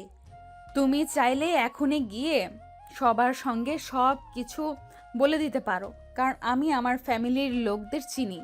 তারা আমায় অনেক বেশি বিশ্বাস করে আর ভরসা করেন। তুমি যাই কিছু করো না কেন, তারা কিন্তু কখনোই আমার কাছে কোনো কিছু জিজ্ঞেস করে না। তোমার কথা বিশ্বাস করবে না, কারণ এই মানুষগুলোর সঙ্গে আমি ছোট থেকে বড় হয়েছি। প্রত্যেকটা মানুষের চলাফেরা, আচার আচরণ, ভাব ভঙ্গি সব কিছুই আমি খুব ভালো করেই চিনি। অতঃপর আর কোনো কথা না বলে তারা দুজনেই সেখান থেকে চলে গেল। আর তার ভাবিও বাড়ির ভেতরে প্রবেশ করে। এদিকে দেখতে দেখতে প্রায় বিকেল 5টার মতো বেজে গেল। তারা দুজনেই ঘোরাঘুরি করছিল। এদিকে নেহার মনে একটা প্রশ্ন জাগে, আর সে নীলকে বলে, নীল, ইফ ইউ ডোন্ট মাইন্ড, আমি কি তোমাকে একটা প্রশ্ন করতে পারি ফ্রেন্ড হিসাবে? নেহা, তোমাকে তো আমি সেদিনই বলেছি, তোমার যদি আমার কাছ থেকে কোনো কিছু জানার থাকে তাহলে তুমি আমাকে সরাসরি প্রশ্ন করবে। আমার কাছ থেকে পারমিশন নেওয়ার কোনো কিছুই নেই। তুমি আমার ক্লাসমেট, তার উপর বন্ধু, তারপর সবচাইতে বড় কথা হলো তুমি আমার বেআইন। তুমি কি কখনো কাউকে মন থেকে ভালোবেসেছো? নেহা দেখো, আমি না ভালোবাসায় বিশ্বাসী নই। আমি আজ এই মেয়ের সঙ্গে তো কাল ওই মেয়ের সঙ্গে টাইম পাস করি। আমার এসবই ভালো লাগে। ভালোবাসা আমার কখনোই হয়ে ওঠেনি। এইসব করে তুমি কি মজা পাও আমি সেটাই বুঝতে পারি না। জীবনে যদি তোমার কাউকে প্রয়োজন হয় তাহলে তুমি তাকে তোমার মন দিয়ে ভালোবাসো, তাকে আপন করে নাও, দেখবে জীবনে ভালো কিছু পাবে। আর এইভাবে টাইম পাস করাটা আমার সঠিক মনে হয় না। দেখো নেহা, এখনকার যুগটাই এরকম, সবাই টাইম পাস করে। কেউ কখনোই নিজের বুকে হাত রেখে বলতে পারে না আমি একটা লয়াল ছেলে। আমি আমার জীবনে শুধুমাত্র একজন মানুষকেই ভালোবেসেছি, আর তাকে নিজের করে নেওয়ার অনেক চেষ্টা করেছি। সেটা আমি জানি, আর এটাও জানি যে এটা এখনকার যুগের ট্রেন্ড। যাই হোক, তবে আমি কিন্তু একদম ওইরকম নই। আমি মনে করি যে আমার জীবনে আসবে, এসে একদম পারফেক্ট আর পার্মানেন্ট হয়ে আসবে। আমার জীবনে অর্থ সম্পদ এইসব কিন্তু মুখ্য বিষয় নয়। আমার কথা হলো যে মানুষটা আমার জীবনে আসবে সে যেন খুব ভালো একজন মানুষ হয়, আমাকে যেন খুব বেশি ভালোবাসে, আর সব সময় যেন আমার কথা মেনে চলে, আমার মতো করে চলে। এরকম লয়াল পুরুষ তুমি তোমার জীবনে পাবে কি না আমি জানি না, তবে তোমার জন্য অনেক শুভকামনা রইল যেন তুমি এরকম একটা মানুষ তোমার জীবনে পাও। আচ্ছা নীল, ধরো একটা মেয়ে তোমার সামনে এসে দাঁড়ালো আর সে তোমাকে বলল সে তোমাকে খুব খুব ভালোবাসে, সে তোমার জন্য নিজের জীবন পর্যন্ত দিয়ে দিতে পারে, কিন্তু তোমাকে ওই মেয়েটার মতো করে চলতে হবে। ওই মেয়েটা যা বলবে তাই করতে হবে, আর মেয়েটাকে প্রচুর পরিমাণ ভালোবাসতে হবে। শুধুমাত্র ওই মেয়েটাতেই সীমাবদ্ধ থাকতে হবে। তখন তুমি কি করবে বলো? হা হা হা, এই যুগে এমন মেয়ে আছে এটা তুমি মনে করো? কখনোই না। এমন মেয়ে কোনোদিনই আমার লাইফে আসবে না, কারণ আমি আমার জীবনে কয়টা প্রেম করেছি, কয়টা মেয়েকে কিস করেছি, আর কয়টা মেয়ের সঙ্গে রুম ডেট পর্যন্ত করেছি সেটা শুধুমাত্র আমি জানি, অন্য কেউ নয়। এই যুগের মেয়েরা শুধুমাত্র পয়সা চায়, পয়সাওয়ালা মানুষ চায়, আর তাদের এনজয় চাই। তারা এরকম কিছুই চায় না। তোমার ধারণা আমার মনে হচ্ছে ভুল, কারণ এখনো অনেক মানুষ আছে যারা ভালোবাসায় বিশ্বাসী। দেখো, আমি কথাটা ঘোরাতে চাই না, আমি সরাসরি তোমায় বলে ফেলতে চাই, আমি তোমাকে ভালোবেসে ফেলেছি। আমি তোমাকে দেখে তোমার প্রেমে পড়ে গেছি। আমি তোমাকে আমার ভালোবাসার মায়ার বন্ধনে আবদ্ধ করতে চাই। নেহা, এটা সম্ভব নয়, কারণ তোমার ভাইয়ের সঙ্গে আমার বোনের বিয়ে হয়েছে, আর এখন যদি আমরা এরকম কিছু একটা করি তাহলে এটার প্রভাব তাদের দুজনের উপর গিয়ে পড়বে। তাছাড়া আমি এসব প্রেম, ভালোবাসা আর বিয়েতে বিশ্বাসী নই। তাছাড়া বিয়ে আমি করতে চাই না। আমি আমার মতো করে খুব ভালো আছি। আমি চাই না আমার জীবনে কেউ আসুক যে আমার উপরে ছড়ি ঘোরাবে। কিন্তু নীল, তুমি যে এমনই হও না কেন? আমি কিন্তু তোমাকে ভালোবেসে ফেলেছি। আমার জীবনের সব কিছুর বিনিময় হলেও আমি তোমাকে চাই। তোমাকে আমি এতটাই ভালোবেসে ফেলেছি যে আমি যেখানেই যাচ্ছি না কেন আমার দু চোখে শুধু তুমিই ভাসছো। তোমাকে ছাড়া আমি অন্য কোনো কিছু একটুও কল্পনা করতে পারছি না। প্লিজ নীল, বোঝার চেষ্টা করো। নেহা তুমি এমন কেন করছো আমি সেটাই বুঝতে পারছি না। কারণ যেখানে তুমি খুব ভালো করেই জানো আমি কেমন ছেলে, আমি প্রতিদিন গার্লফ্রেন্ড বদলাই, যেমন করে মানুষ কাপড় চোপড় বদলায়, আর সেখানে আমি তোমাকে আবদ্ধ হয়ে থাকতে পারবো না। নেহা প্লিজ আমায় ক্ষমা করে দাও। কখনোই না নীল, আমি তোমাকে শুধরে নিতে পারবো, সেই কনফিডেন্স আমার মধ্যে আছে। আমি তোমাকে আমার মতো করে ভালোবাসবো আর আমার মতো করে ভালো রাখতে পারবো। তুমি শুধু আমায় একটা সুযোগ দাও। ওকে ডিয়ার, ঠিক আছে, কোনো সমস্যা নেই।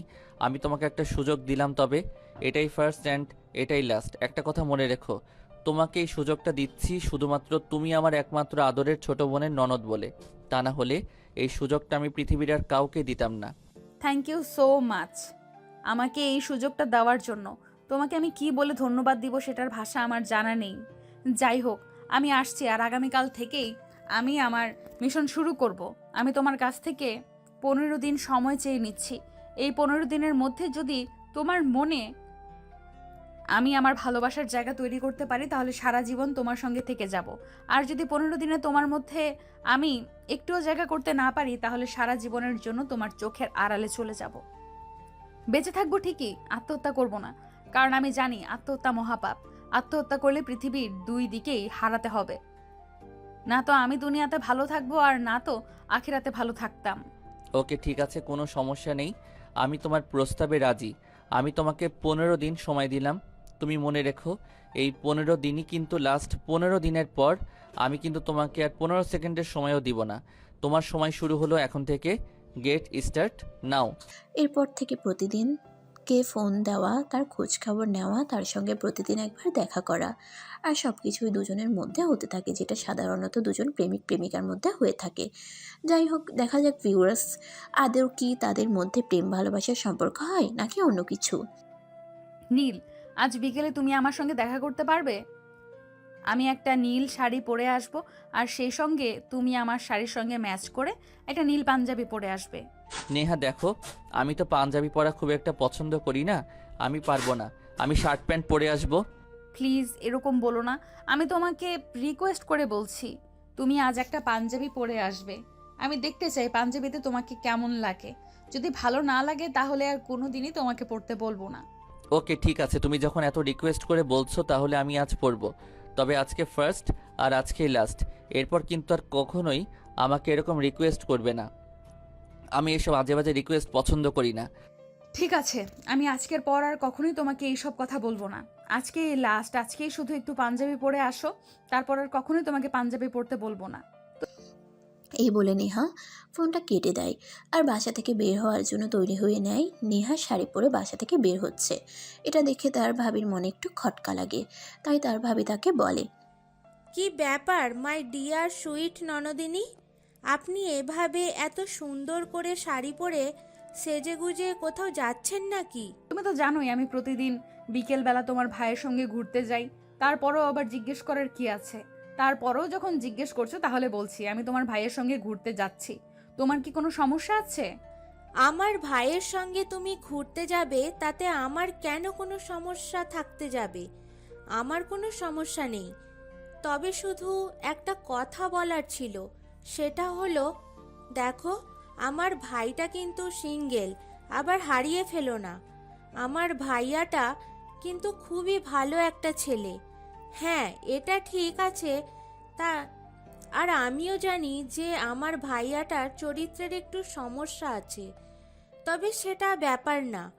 একটা সঠিক মানুষের ভালোবাসা পেলে সে নিজেকে বদলে ফেলতে পারবে, আর এটা তার উপর আমার বিশ্বাস আছে। আর যদি খুব বেশি ভুল না করে থাকি, আমার মনে হয় সেই মানুষটা তুমিই হতে চলেছো। আর এসব কি বলছো? একদমই না। আমি কেন তোমার ভাইয়ের সেই মানুষটা হতে যাব? আমি তো তোমার ভাইকে শুধুমাত্র নিজের একজন ভালো বন্ধু বলে মনে করি, কারণ আমরা দুজন একই ভার্সিটিতে পড়াশোনা করছি। আর সব থেকে বড় কথা হলো তার বোনের সঙ্গে আমার ভাইয়ের বিয়ে হয়েছে। ব্যাস এইটুকুই, এর বেশি কিছুই না। শুধু উল্টাপাল্টা চিন্তা করতে যেও না। আচ্ছা তাই নাকি? ঠিক আছে, যাও। তবে হ্যাঁ, আমি যেটা বললাম সেটা মাথায় রেখো, কারণ তোমাদের দুজনকে দেখে আমার একটু সন্দেহ হচ্ছে, তাই বলে দিলাম। এরপর নেহা রিমিকে আর কোনো কথা বলার সুযোগ না দিয়ে বাসা থেকে বের হয়ে গেলে দুজনেই পার্কের একটা বেঞ্চে বসে আছে। হুট করেই নেহা নীলকে বলে, নীল, তুমি 1 মিনিট ওয়েট করো, আমি এক্ষুনি আসছি। আমার একটা বন্ধু আমার সঙ্গে দেখা করতে এসেছে, আমি তার সঙ্গে জাস্ট 2 মিনিট কথা বলেই চলে আসব। তোমাকে বেশিক্ষণ অপেক্ষা করাবো না। তোমার বন্ধু যখন এখানে তোমার সঙ্গে দেখা করতে এসেছে তাহলে তুমি তোমার বন্ধুর সঙ্গে দেখা করতে, তাহলে আমার সঙ্গে দেখা করতে আসার কি প্রয়োজন ছিল? আমাকে অন্য কোনো দিন আসতে বললেই পারতে। Please Neel, don't mind. আমি তোমার বন্ধুর সঙ্গে জাস্ট 2 মিনিট কথা বলবো আর চলে আসব। তোমাকে বললাম তো বেশি সময় অপেক্ষা করবো না, আমি এক্ষুনি চলে আসছি। 2 মিনিট। এই বলে নেহা সেখান থেকে চলে যায় আর 1.5 মিনিটের মাথায় সেখানে ফিরে আসে, কিন্তু তার হাত দুটো পিছনে ছিল। সেটা দেখে নীল বলে, কি ব্যাপার, তোমার হাত দুটো পিছনে কেন? কি রয়েছে ওই হাতে? তখনই তার হাত দুটো সামনে এনে নীলকে বলে, হ্যাপি অ্যানিভার্সারি নীল। আজ আমাদের সম্পর্কের 1 সপ্তাহ, আর সেই উপলক্ষে আমি এটা অর্ডার করেছিলাম। চলো আমরা দুজন মিলে কেকটা কাটি আর আমাদের রিলেশনের 1 সপ্তাহ উদযাপন করি। নীল যদিও এটার জন্য একদমই প্রস্তুত ছিল না, কিন্তু তারপরও সে বাধ্য হয়ে এটা করে, কারণ নীল এইসব সেলিব্রেশন করা একদমই পছন্দ করে না। সে তার মতো নরমালি থাকতে পছন্দ করে, তার টাইম পাস করাটাই সবচাইতে বড়। যাই হোক, তারপরও সে নেহাকে খুশি করবার জন্য নিজেকে হাসি খুশি রাখতে চেষ্টা করলেও এদিকে দিন যেতে লাগলো, আর তাদের দুজনের সম্পূর্ণ বিষয়টা পরিবারের কাছে আস্তে আস্তে প্রকাশ পেতে লাগলো। সেদিন নেহা তার ভাইয়া ভাবির সঙ্গে নীলদের বাড়িতে এসেছে। সেখানে সবাই মিলে বসে গল্প করছিল, তখনই হঠাৎ সেখানে নেহা আর নীলের প্রসঙ্গটা চলে আসে। তখন রিমি পরিবারের সবার সঙ্গে তাদের সম্পূর্ণ বিষয়টা শেয়ার করে, আর সব কিছু শুনে তাদের পরিবারের সবাই মিলে সিদ্ধান্ত নেয় নেহা আর নীলকে যত দ্রুত সম্ভব বিয়ে দেবে। সেটা শুনে নীল তো একদম আকাশ থেকে পড়ে, সে রুমে গিয়ে ভাঙচুর শুরু করে দিল। তখন এসব কাণ্ড কলাপ দেখে তার মা সেখানে যায় আর তাকে জিজ্ঞাসা করে, কি ব্যাপার নীল, কি হয়েছে? তুই এসব কি করছিস? তোরা তো দুজন সম্পর্কে আছিস, আর ভালোবাসার একটা সম্পর্ককে আমরা সারা জীবন পাশে থাকতে পারিস, যাতে সেই চিন্তা ভাবনা করে দুজনকে এক করতে চাইছি, কিন্তু এসব কি হচ্ছে? আম্মু, আমি ওই মেয়েটাকে ভালোবাসি না। ওই মেয়েটার সঙ্গে আমি থাকতে পারবো না, কারণ ওই মেয়েটা চাই আমি তার মতো করে চলি। সে আমাকে তার হাতের ইশারায় নাচাতে চায়, সেটা আমি কখনোই পারবো না। আমাকে তার পছন্দ মতো ড্রেস পরতে হয়, তার কথা মতো চলতে হয়। আমি এগুলো তো অভ্যস্ত নই। ওই মেয়েটার সঙ্গে বিয়ে করা আমার পক্ষে কোনোভাবেই সম্ভব নয়। এসব তুই কি বলছিস নীল? তোর কি মাথা খারাপ হয়ে গেছে? তুই এই মেয়েটার সঙ্গে কতদিন ধরে মেলামেশা করছিস? সবচাইতে বড় কথা, তোর বোন ওদের বাড়ির বউ। তুই যদি এখন এই মেয়েটার সঙ্গে এরকম করিস, তাহলে তোর বোনের সঙ্গে কি হবে সেটা তুই একবার চিন্তা করে দেখেছিস? দেখো আম্মু, আমি আমার বোন বা পৃথিবীর কারো জন্য নিজের এত বড় ক্ষতি আমি করতে পারবো না, কারণ আমি খুব ভালো করে জানি এই মেয়েটার সঙ্গে আমার ম্যাচিউরিটি কোনোদিনই আসবে না। তাই এই মেয়েটাকে বিয়ে করা আমার পক্ষে সম্ভব নয়। আর এটা যদি তোমরা বলতে না পারো, আমি নিজেই গিয়ে বলে দেব। থাক নীল, আমি সব কিছু শুনতে পেয়েছি, তোমাকে আর কিছুই করতে হবে না। পরিবারের সবার সঙ্গে আমি বলে দেব যে আমি তোমাকে বিয়ে করব না। এতদিন আমি তোমার সঙ্গে টাইম পাস করেছিলাম, তবে একটা কথা মনে রেখো, আমি কিন্তু সত্যিই তোমাকে ভালোবেসেছিলাম আর তোমার সঙ্গে ঘর বাঁধতে চেয়েছিলাম। তুমি কি ভেবেছিলে সেটা তোমার ব্যাপার, আর আমি তোমার ব্যাপারে জেনে শুনেই তোমাকে ভালোবেসেছিলাম। আমি ভেবেছিলাম হয়তো আমি তোমাকে বদলে দিতে পারবো, কিন্তু আমার ধারণা ভুল ছিল। ভালো থেকো নীল, আল্লাহ হাফেজ। নেহা, প্লিজ মা, তুমি ওর কথায় কিছু মনে করো না। আমি ওকে বোঝাচ্ছি, আমি ওকে তোমাকে বিয়ে করতে রাজি করাবই, এটা আমার প্রমিস। তুমি আমার উপর একটু ভরসা রাখো। না আন্টি, তার কোনো প্রয়োজন হবে না। আপনাকে কোনো কষ্ট করতে হবে না। ভালোবাসা কখনো জোর করে হয় না। আমি খুব ভালোভাবেই বুঝতে পেরেছি আপনার ছেলে কোনো দিনও আমাকে ভালোবাসতে পারেনি আর ভালোবাসতে পারবে না। আপনার ছেলে আমাকে আর 5টা মেয়ের মতোই ভেবেছিল। নেহা, আমি জানি তোমাদের মাঝে একটা ভুল বোঝাবুঝি হয়েছে, তাই তুমি এরকম বলছো, কিন্তু বিশ্বাস করো, আমার ছেলেটা খুবই ভালো একটা ছেলে। সে তোমাকে খুব ভালোবাসবে আর ভালো রাখবে। তুমি আমাকে একটু সময় দাও, আমি ওকে বোঝানোর চেষ্টা করি। আন্টি আর কিছুই বুঝতে হবে না, যা বোঝার আমি বুঝে গেছি। এখন বাকিটা আমাকে বুঝে নিতে দিন। ভালো থাকবে না আপনারা, আর আমি চলে যাচ্ছি। এই বলে হন করে নেহা সেখান থেকে চলে যায় আর ড্রয়িং রুমে বসে থাকা সকলকে উদ্দেশ্য করে বলতে থাকে, দেখো, তোমরা যে সিদ্ধান্ত নিয়েছো সেই সিদ্ধান্তে আমি রাজি নই, কারণ আমি নীলকে নয় অন্য একজনকে ভালোবাসি। আর হ্যাঁ, আমি আগামীকালকেই ইন্ডিয়া চলে যাচ্ছি। আমি ওখানে গিয়ে আমার পছন্দের মানুষটাকেই বিয়ে করব। নীলকে বিয়ে করা আমার পক্ষে সম্ভব নয়। কিন্তু নেহা, তুমি তো আমার ভাইয়াকে ভালোবাসো, সেটা আমি নিজের চোখে দেখেছি। আর তাই জন্যই আমি ফ্যামিলির সবাইকে বলেছি। এখন তুমি এমন কেন বলছো বলো? তুমি ভুল দেখেছো, আমি শুধুমাত্র কয়েকদিনের জন্য তোমার ভাইকে ব্যবহার করেছি মাত্র, আর কিছুই না। সবাই আমাকে তার জন্য ক্ষমা করে দিও, আমি আসছি। সেখানে আর কাউকে কোনো কথা বলার সুযোগ না দিয়ে নেহা সেখান থেকে চলে আসে। সেদিন রাতেই নিজের প্রয়োজনীয় সব কিছু গোছগাছ করে নেয়। সকাল হতে না হতেই বাড়ি ছেড়ে চলে যায় আর সারা বাড়িতে শোকের মাতাম চলতে থাকে, কারণ তারা খুব ভালো করে জানে নেহা ছেলেটাকে ভালোবেসেছিল। কিন্তু কিছু একটা হয়েছে তাদের মধ্যে, যার কারণে নেহার চোখ দুটো দেখেই সব বোঝা যাচ্ছিল।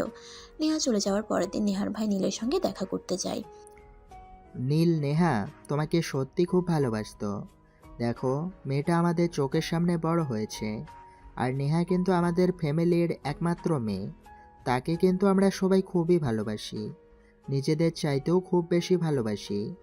বলতে পারো নেহার চোখে আমরা কখনো পানি আসতে দেইনি। আর সেই মেয়েটাকে আজ সকালে বাড়ি থেকে কান্না করতে করতে বের হয়ে যেতে দেখেছি। জানি না সে কতটা কষ্ট পেয়েছে। একটা কথাই তোমাকে বলবো, প্লিজ আমার বোনের ভালোবাসাকে অবহেলা করো না। ঠিক আছে, টেনশন করো না, আমি দেখছি কি করা যায়। এটা আমি নিজেও জানি যে নেহা আমাকে খুব বেশি ভালোবেসে ফেলেছে। সে হয়তো আমাকে ভুলে থাকতে পারছে না, আমাকে ভুলে থাকতে হয়তো তার খুব কষ্ট হচ্ছে। কিন্তু আমি কি করব বলো? আমাকে কেউ কন্ট্রোল করুক সেটা তো আমি চাই না, কোনো দিনই না। তাই এমন বলে ফেলেছিলাম, তবে নেহা সেগুলো আড়াল থেকে শুনে নেবে সেটা আমি ভাবিনি। ঠিক আছে, সমস্যা নেই। যদি কখনো বা কোনো পরিস্থিতিতেও তোমার পক্ষে সম্ভব হয় নেহাকে ভালোবাসা বা ভালো রাখার, তাহলে তুমি সেটা করো, কিন্তু তাকে রাজি করিয়ে তারপর। হ্যাঁ, সেটা তো অবশ্যই। তোমরা সবাই শুধু আমার জন্য দোয়া করো যেন আমি নেহার মন জয় করতে পারি। আর হ্যাঁ, আমিও আগামীকালই কলকাতায় ফিরে যাচ্ছি। সেখানে তো আমরা দুজন একই ইউনিভার্সিটিতে পড়াশোনা করছি। আশা করি নেহার মন জয় করতে আমাকে খুব বেশি পরিশ্রম করতে হবে না। আমি খুব শীঘ্রই নেহার মন জয় করে নিতে পারবো। এই বলে নীল তার বোন জামাইয়ের কাছ থেকে বিদায় নিয়ে সেখান থেকে চলে আসে আর পরের দিন সকালবেলা যে কলকাতার উদ্দেশ্যে রওনা দেয়। তার দুদিন পর নীল ইউনিভার্সিটি যায়। পরিবেশটা কখনো সেরকমই ছিল। ভার্সিটির সমস্ত মেয়ে নীলকে পেয়েই যেন আকাশ হাতে পেলে আমার অবস্থা। তখনই নীল খেয়াল করলো নেহা ভার্সিটিতে প্রবেশ করছে। তখনই সে নেহার সামনে যায় আর নেহাকে বলে, নেহা প্লিজ, যা হয়েছে সব ভুলে যাও, আমাকে ক্ষমা করে দাও। আমি বুঝতে পারিনি তুমি এতটা কষ্ট পাবে। তুমি আমার কাছে ক্ষমা কেন চাইছো? তুমি কি কোনো ভুল করেছো? ভুল তো আমি করেছি তোমাকে ভালোবেসে, তাই আমার ভুলটা আমি নিজেই শুধরে নেব। তোমাকে কিছুই করতে হবে না। নেহা প্লিজ, আমি জানি তুমি অনেক কষ্ট পেয়েছো, কিন্তু আমি জানতাম না তখন ওখানে তুমি চলে আসবে। প্লিজ আমাকে ক্ষমা করে দাও। তোমাকে আমি বলেছি তো তুমি এখান থেকে চলে যাও। আমি তোমার কোনো কথা শুনতে চাই না। তুমি এখনই আমার চোখের সামনে থেকে দূর হও। আমি তোমার সঙ্গে কোনো কথা বলতে চাই না। নেহা প্লিজ, তুমি আমার সঙ্গে এরকমটা করো না। আমি তোমাকে ভালোবাসি, খুব বেশি ভালোবাসি। I love you Neha. নীলের এই কথাটা মুখ থেকে বের করতেই দেরি হলো, কিন্তু নেহা ঠাস ঠাস করে দুই গালে দুটা চড় বসিয়ে দিতে দেরি হলো না। আর তারপর চিৎকার করে বলতে লাগলো, কি ভেবেছিস তুই নিজেকে? তোর যা ইচ্ছে হবে তুই তাই করবি। তুই তো একটা প্লে বয়, তোর সঙ্গে কোনো মেয়ের সম্পর্ক হতে পারে না। আমি নেহার তো কখনোই নয়। আমি আমার লাইফে তোর মতো ছেলেকে কখনোই চুজ করব না। তোর সঙ্গে রিলেশন করতে চাওয়াটাই আমার জীবনের সবচাইতে বড় ভুল ছিল। আমি কি জানতাম যে কয়লা ধুলে ময়লা যায় না? তোর তো মনটা কয়লার চাইতেও আরো বেশি কালো। তোকে কেন আমি পরিষ্কার করতে চাইছিলাম? এটাই তো আমার জীবনের সব থেকে বড় ভুল।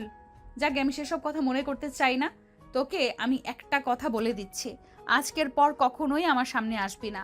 নেহা, তুমি আমাকে মারো, কাটো, আর যা ইচ্ছে তাই করতে পারো, আমি তোমাকে কিছুই বলবো না।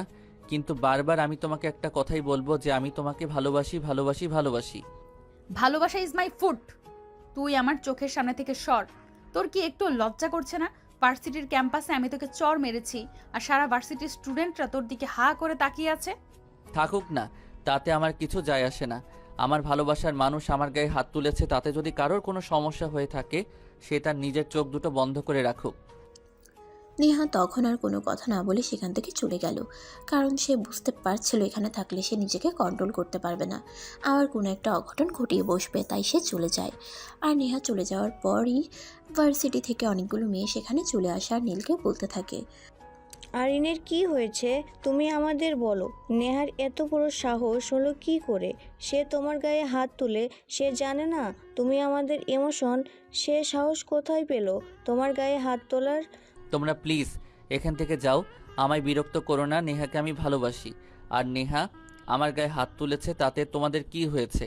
এতে যদি তোমাদের কোনো সমস্যা থাকে তাহলে তোমরা তোমাদের নিজেদের চোখগুলো বন্ধ রাখতে পারো, কিন্তু দয়া করে আমায় এই ব্যাপারে কিছু বলতে আসবে না, কারণ নেহাকে আমি খুব ভালোবাসি, নিজের জীবনের চাইতেও অনেক বেশি ভালোবাসি।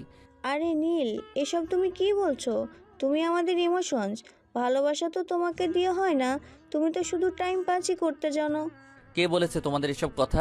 আমি যত টাইম পাস করতে জানি, আমার দ্বারা কেন ভালোবাসা হবে না? একটা সম্পূর্ণ পুরুষের মধ্যে যা থাকা দরকার তার কোনোটার কম আছে আমার মধ্যে? আমি তোমাদের সবাইকে বলে দিচ্ছি, আমি নেহাকে ভালোবাসি। তখন ওই মেয়েগুলো আর কোনো কথা না বলে সেখান থেকে চলে গেল। এরপর চলে গেল আরও কয়েকদিন। প্রতিদিনই নীল এভাবে নেহাকে নিজের ভালোবাসার কথা বলতে আসতো, আর নেহা তাকে প্রত্যেক দিনই অপমান অপদস্থ করে সেখান থেকে চলে যেত। কিন্তু তারপরও নীল পিছপা হয়নি, সে প্রতিদিনই নেহাকে তার ভালোবাসার কথা বলতে নেহার সামনে যেত। Neha please try to understand, আমি তোমাকে সত্যিই ভালোবেসে ফেলেছি। তুমি যখন আমাকে ভালোবেসেছিলে তখন ভালোবাসা কি আমি জানতাম না। যেদিন তুমি আমাকে ছেড়ে চলে এসেছো সেদিন থেকে ভালোবাসা কি সেটা আমি বুঝতে শিখেছি, আর এখন তোমাকে আমি পাগলের মতো ভালোবাসি। প্লিজ তুমি আমাকে আর ফিরিয়ে দিও না। যদি তোমার আচরণ পাগলের মতোই হয়ে থাকে তাহলে আমি বলবো তুমি গণ মেন্টাল হসপিটালে চলে যাও, সেখানে গিয়ে নিজের ট্রিটমেন্ট করাও, কারণ সেটাই তোমার জন্য প্রয়োজন, আমি নই। এই বলে নীলকে আর কোনো কথা বলার সুযোগ না দিয়ে সে সেখান থেকে চলে গেল। সেদিন বিকালবেলা নীল ভার্সিটি শেষ করে সোজা নেহার বাসায় চলে গেল।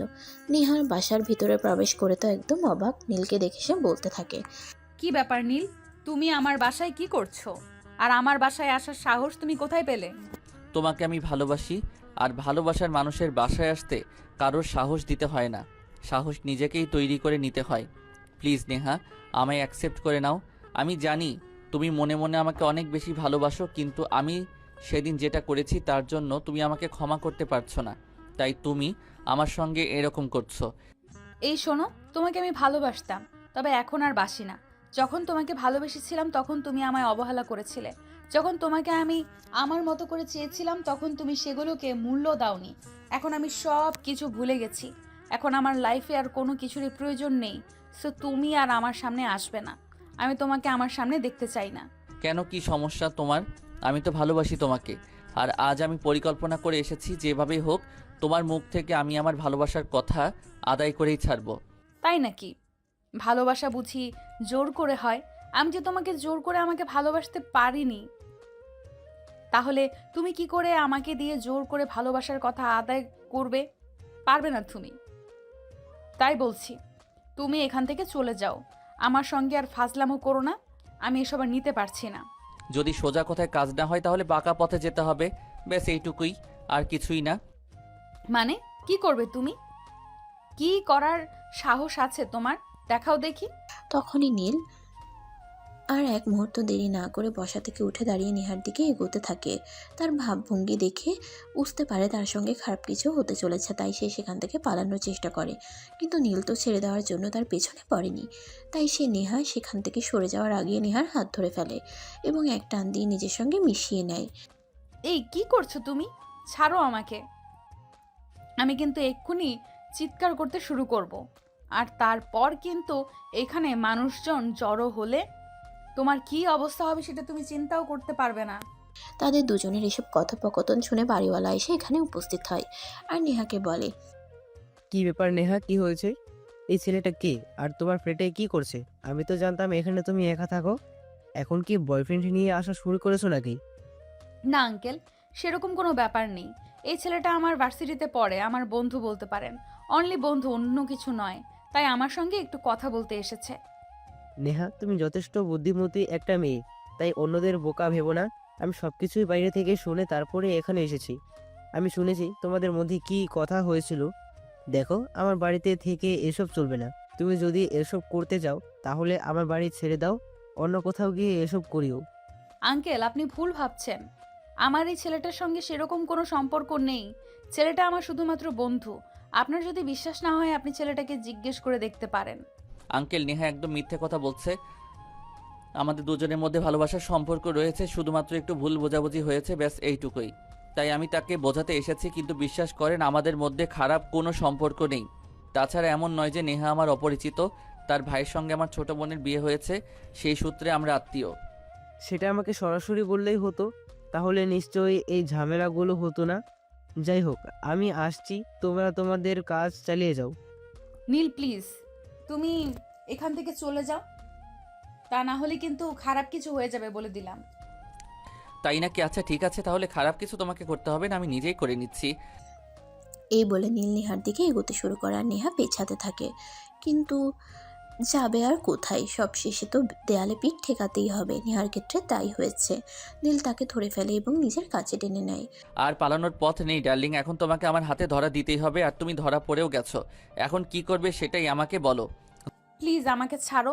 আমার আর কেমন যেন লাগছে, নিঃশ্বাস ভারী হয়ে আসছে, বুকের ভেতর ধরফর করছে। কিন্তু কে শুনে কার কথা। নীল নেহাকে টান দিয়ে আরও কাছে টেনে নেয় আর তার ঠোঁট দুটো নিজের দখলে নিয়ে নেয়। প্রায় 2 মিনিট ধরে নিয়ে নেহাকে কিস করতে থাকে। আর এদিকে নেহা তো নিজেকে সরানোর জন্য প্রাণপণ চেষ্টা করছিল, কিন্তু একটা পুরুষ মানুষের শক্তির সঙ্গে একটা মেয়ে মানুষের পেরে ওঠা তো এতটা সহজ নয়। তাই নেহা কোনোভাবেই নীলের সঙ্গে পেরে উঠছিল না। প্রায় 3 মিনিট পর নীল নিজেই নেহাকে ছেড়ে দেয়। নীলের থেকে নিজেকে ছাড়াতে পেরে নেহা যেন গলাকাটা মুরগির মতো ছটফট করতে থাকে। প্রায় 10 মিনিট সময় লাগে তার নিজেকে সামলে নিতে। তখন সে নীলকে বলতে থাকে, নীল, তুমি আজ যেটা করেছো খুব খারাপ করেছো। এর জন্য তোমাকে একদিন না একদিন পস্তাতে হবে, সেটা মনে রেখো। যখন হবে তখন দেখা যাবে, এখন আমি আসছি। আর হ্যাঁ, একটা কথা মনে রেখো, আমি যখন একটা কাজে হাত দিয়েছি তখন এটা শেষ করেই ছাড়বো। তুমি যতদিন পর্যন্ত আমার প্রস্তাবে রাজি না হবে, যতদিন পর্যন্ত তুমি আবার আমাকে এই কথাটা না বলবে যে তুমি আমাকে ভালোবাসো, ততদিন পর্যন্ত আমি এসব করতেই থাকবো। এই কথা বলে নীল সেখান থেকে চলে যায়। আর এদিকে নেহা কোনো রকমে নিজেকে ঠিক করে নেয়। তারপর ফ্রেশ হয়ে এসে দেয় লম্বা একটা ঘুম। আর সেদিন বিকেল বেলাতে তার ভাইয়া আর ভাবি তাকে ফোন করে। নেহা, তোমাকে একটা সুখবর দেওয়ার আছে। আমি আর তোমার ভাইয়া আগামী কালকেই কলকাতায় আসছি তোমার সঙ্গে দেখা করতে। অনেক দিন তো তুমি বাড়ির বাইরে রয়েছো, তোমাকে ছাড়া আমাদের ভালো লাগছে না। তাছাড়া তুমি তো আমাদের বলেছিলে যে তুমি একটা ছেলেকে ভালোবাসো, সেই ছেলেটার সঙ্গেও আমরা দেখা করতে চাই। তুমি একা কেন বিয়েটা করে নেবে? আমরা তো পরিবারের মানুষ আছি, আমরা সবাই দেখে শুনে তারপর তোমাকে বিয়ে দিব। আচ্ছা ঠিক আছে, আমি তোমাদের জন্য অপেক্ষা করব, রাখছি তাহলে। এই বলে নেহা ফোনটা কেটে দেয়। পরের দিন তার ভাইয়া ভাবি সেখানে চলে আসে। নেহা তাদেরকে দেখতে পেয়ে অনেক খুশি হয় আর সবাই মিলে একসঙ্গে রাতের খাবার খেতে বসেছে। তখনই নীল সেখানে এসে উপস্থিত হয়। সবাইকে একসঙ্গে খাবার টেবিলে দেখতে পেয়ে নীল বলে, তোমরা এখানে এসেছো জানলে আমি তোমাদেরকে এয়ারপোর্ট থেকে রিসিভ করতে যেতাম। যদি তোমাকে জানিয়ে আসতাম তাহলে তো এখানে এসে এই দৃশ্যটা দেখতে পেতাম না যে তুমি প্রতিদিনই আমার ননদের বাসায় আসো। এটা কি লুকায়িত কিছু নাকি? আমি নেহাকে ভালোবাসি সেটা তো তোমরা সবাই জানো, তাই আমি এখানে প্রতিদিন আসতেই পারি। আর নেহা কিন্তু এখনো রাজি হয়নি, তবে মনে হয় হয়ে যাবে। কে বলেছে তোমাকে আমি তোমার প্রস্তাবে রাজি হয়ে যাব? কোনো দিনও না। তোমার মতো ছেলেকে মেনে নেওয়ার প্রশ্নই ওঠে না। তুমি তো একটা প্লে বয়, প্রতিদিন ড্রেস পাল্টানোর মতো গার্লফ্রেন্ড পাল্টানো তোমার নেশা।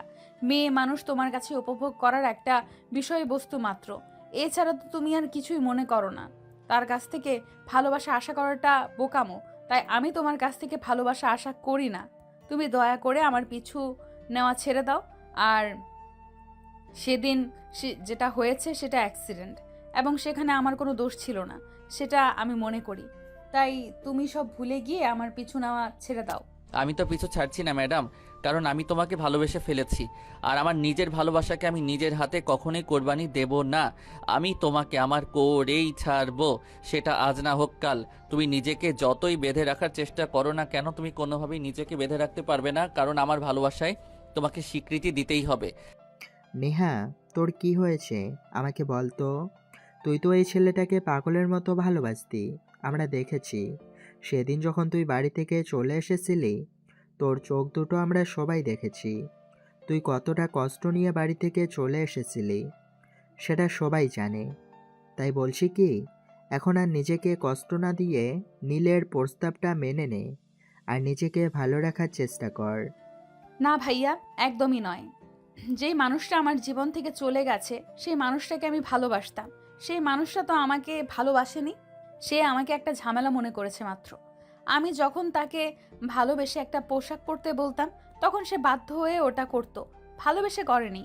আমি যখন তাকে কিছু একটা করতে না করতাম তখন সে শুধুমাত্র তার বোনের, আমার ভাইয়ের সঙ্গে বিয়ে হয়েছে এটা চিন্তা করে ওটা করতো, কিন্তু আমায় ভালোবেসে করেনি। এখন কেন আমি তাকে ভালোবাসতে যাব বলো? কারণ সে তোমাকে ভালোবেসেছে। এখন আগে সে ভালোবাসা কি সেটা জানতো না। তার কাছে মেয়ে মানে ছিল টাইম পাস করার একটা বিষয়, বস্তু মাত্র। ভালোবাসা কি এখন সেটা বুঝতে পেরেছে। তাই আমি তোমার বড় ভাই হিসেবে তোমাকে রিকোয়েস্ট করে বলছি, নিজেকে আর কষ্ট দিও না। নিজের ভালোবাসা তুমি অ্যাকসেপ্ট করে নাও। এটাই তোমার আর নীলের দুজনের জন্যই বেস্ট একটা অপশন। হ্যাঁ নেহা, তোমার ভাইয়া একদম ঠিকই কথা বলেছে। আমার বাড়িটা কিন্তু এতটাও খারাপ নয় যতটা তুমি চিন্তা করছো। আমার ভাই কিন্তু যথেষ্ট ভদ্র একটা ইনোসেন্ট ছেলে। মেয়ে মানুষের তার একটু অ্যালার্জি ছিল। মেয়ে মানুষকে দেখলেই ছোট থেকেই তার প্রেম করতে ইচ্ছে করত, মেয়ে মানুষকে ছুঁয়ে দেখার ইচ্ছে করত। কিন্তু ভালো সে কখনোই কাউকে পাশে পায়নি। তোমাকে সে মন থেকে ভালোবেসেছে, তাই তুমি তাকে আর ইগনোর করো না। তার ভালোবাসাকে স্বীকৃতি দাও। তোমরা এখন খাবার খেতে বসেছো, খাবারটাকে শেষ করো, তারপর আমি এই বিষয়টা ভেবে দেখব। তবে আমি শিওর হয়ে কাউকে কোনো কথা দিতে পারছি না। যদি আমার মনে হয় নীল আমার জন্য পারফেক্ট, তাহলে আমি বিষয়টা ভেবে দেখব। নেহা, তুমি আমাকে ভালোবাসতে, আর এখন কিনা তুমি বলছো আমি তোমার জন্য পারফেক্ট কিনা সেটা ভেবে দেখবে? তুমি তো আমার বিষয়ে সব কিছুই জানো, এখন আর নতুন করে জানা বোঝার কি আছে? নেহা তখন নীলের কথার কোনো উত্তর না দিয়ে চুপচাপ সেখান থেকে নিজের রুমে চলে গেল আর দরজা বন্ধ করে দিল। সে দরজা বন্ধ করে অনেকক্ষণ কান্নাকাটি করলো, কারণ সে নীলকে অনেক বেশি ভালোবেসে ফেলেছিল। নীলের অবহেলা সে মেনে নিতে পারেনি। সেদিনের নীলের বলা কথাগুলো আজও তার কানে বাজতেছে, তাই সে নীলকে ক্ষমা করতে পারছে না। এদিকে নীল নেহাকে ভালোবেসে ফেলেছে, তাই সে কোনোভাবেই নেহাকে হারাতে চায় না। তাই নেহা তাকে বারবার অবহেলা করার পরও সে বারবারই নেহার কাছে ফিরে আসে। নেহা যখন রুমে চলে এসেছিল তখন রিমি নীলকে বলে, ভাইয়া, তুমি নেহাকে খুব বেশি কষ্ট দিয়ে ফেলেছো, তাই সে এমন হয়ে গেছে। তবে চিন্তা করো না, নেহা যথেষ্ট ভালো একটা মেয়ে আর তোমাকে খুব ভালোবাসতো। তাই আমার মনে হয় নেহা এখনো তোমাকে ভালোবাসে। তুমি ওকে একটু সময় দাও আর বোঝানোর চেষ্টা করো। আশা করি সে তোমাকে আবার আগের মতোই করেই ভালোবাসবে। নীল তখন কোনো কথা না বলে সেখান থেকে চলে যায়। এরপর কেটে যায় আরও 2 দিন। ওদিকে দেখতে দেখতে তাদের ফাইনাল সেমিস্টারের পরীক্ষা চলে আসে, আর সেটা আগামীকাল থেকেই শুরু হতে যাচ্ছে। নেহা তখন নিজের রুমে বসে পড়াশোনা করছিল। তখনই নীল সেখানে আসে আর নেহাকে বলে, নেহা, আমাদের পড়াশোনা তো শেষ হতে চলেছে। আমাদের তো মনে হয় কিছুদিনের মধ্যেই বাংলাদেশ ফেরত যেতে হবে। তো এবার কি তুমি আমার সঙ্গে যাবে নাকি একা একাই যাবে? এত বছর যেহেতু একা একাই গিয়েছি, এখনো একা একাই যাওয়ার চেষ্টা করব। আমার কারো সঙ্গের প্রয়োজন নেই। কিন্তু আমি তো তোমাকে একা যেতে দেব না।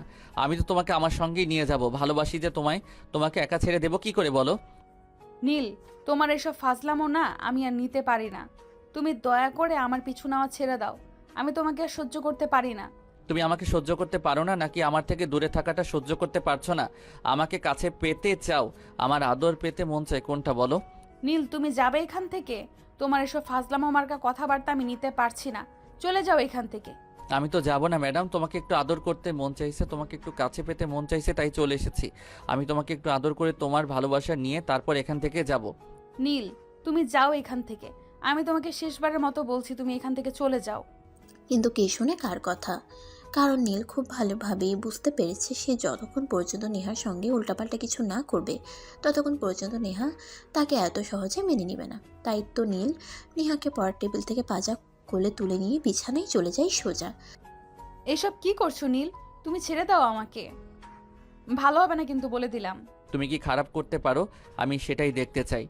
এই বলে নীল নেহাকে বিছানায় শুয়ে দিয়ে দরজাটা আটকে দেয় আর নেহার কাছে এগোতে থাকে। নেহা তো নিজেকে গুটিয়ে গুটিয়ে নেয়। সে তো এটার জন্য মোটেও প্রস্তুত ছিল না। সে ভাবতেই পারেনি নীল তার সঙ্গে এরকম কিছু করবে। নীল নেহার একদম কাছে চলে আসে। নেহা তো ভয়ে একদম কুঁকড়ে যাচ্ছিল। নীল, নীল, আমার সঙ্গে এসব করো না প্লিজ, আমাকে ছেড়ে দাও। ডার্লিং, তোমাকে ছেড়ে দেওয়ার জন্য আমি এতদিন ধরে পরিশ্রম করছি না, তুমি তা খুব ভালো করে জানো। আমি কখনোই কোনো মেয়ের পিছনে 2 মিনিট সময় ব্যয় করিনি, মেয়েরা আমার পেছনে সময় ব্যয় করে। আর তোমার পিছনে আমি এতদিন ধরে ঘুরঘুর করছি, কিন্তু তুমি আমাকে কোনো পাত্তাই দিচ্ছ না। কি ভেবেছো নিজেকে? তোমার যা ভালো লাগবে তুমি তাই করবে? ওটা আর চলবে না ম্যাডাম। আজ আমি তোমার সঙ্গে এমন কিছু করব যাতে তুমি আমাকে পাওয়ার জন্য পাগল হয়ে ঘুরবে। কথাটা বলেই নীল আর এক মুহূর্ত দেরি না করে নেহার ঠোঁট দুটোকে নিজের দখলে নিয়ে নেয় আর সারা শরীরে ভালোবাসার আলিঙ্গন করতে থাকে। হাজার হোক নেহা একটা মেয়ে মানুষ, একটা পুরুষ মানুষের কাছ থেকে নিজেকে আর কতক্ষণ দূরে সরিয়ে রাখবে। নেহাকে নীল এতটাই আদর আর ভালোবাসা দিচ্ছিল যে নেহা একদম প্রায় পাগলের মতো হয়ে যাচ্ছিল। ছটফট করছিল নেহা নীলকে আরও কাছে পাওয়ার জন্য। তাই নীল সেই সুযোগটাকে কাজে লাগিয়ে নেহাকে তার ভালোবাসা দিতে শুরু করে আর দুজন চলে যায় সুখের অন্তিম মুহূর্তে। এভাবেই তারা দুজনে নিজেদের ভালোবাসাকে স্বীকৃতি দেয়। আর কয়েকদিন পর তাদের পরীক্ষা শেষ হলে তারা বাংলাদেশে ফিরে আসে এবং দুই পরিবারের সম্মতিতে মহা ধুমধামে তাদের বিয়ে হয়। আর তারপর তারা সুখে শান্তিতে সংসার করতে থাকে। যাই হোক ভিউয়ার্স, গল্পটা এই পর্যন্তই ছিল। দেখা হবে অন্য কোনো গল্পে। এ পর্যন্ত ভালো থাকবেন সবাই। সবার জন্য অনেক অনেক শুভকামনা রইল।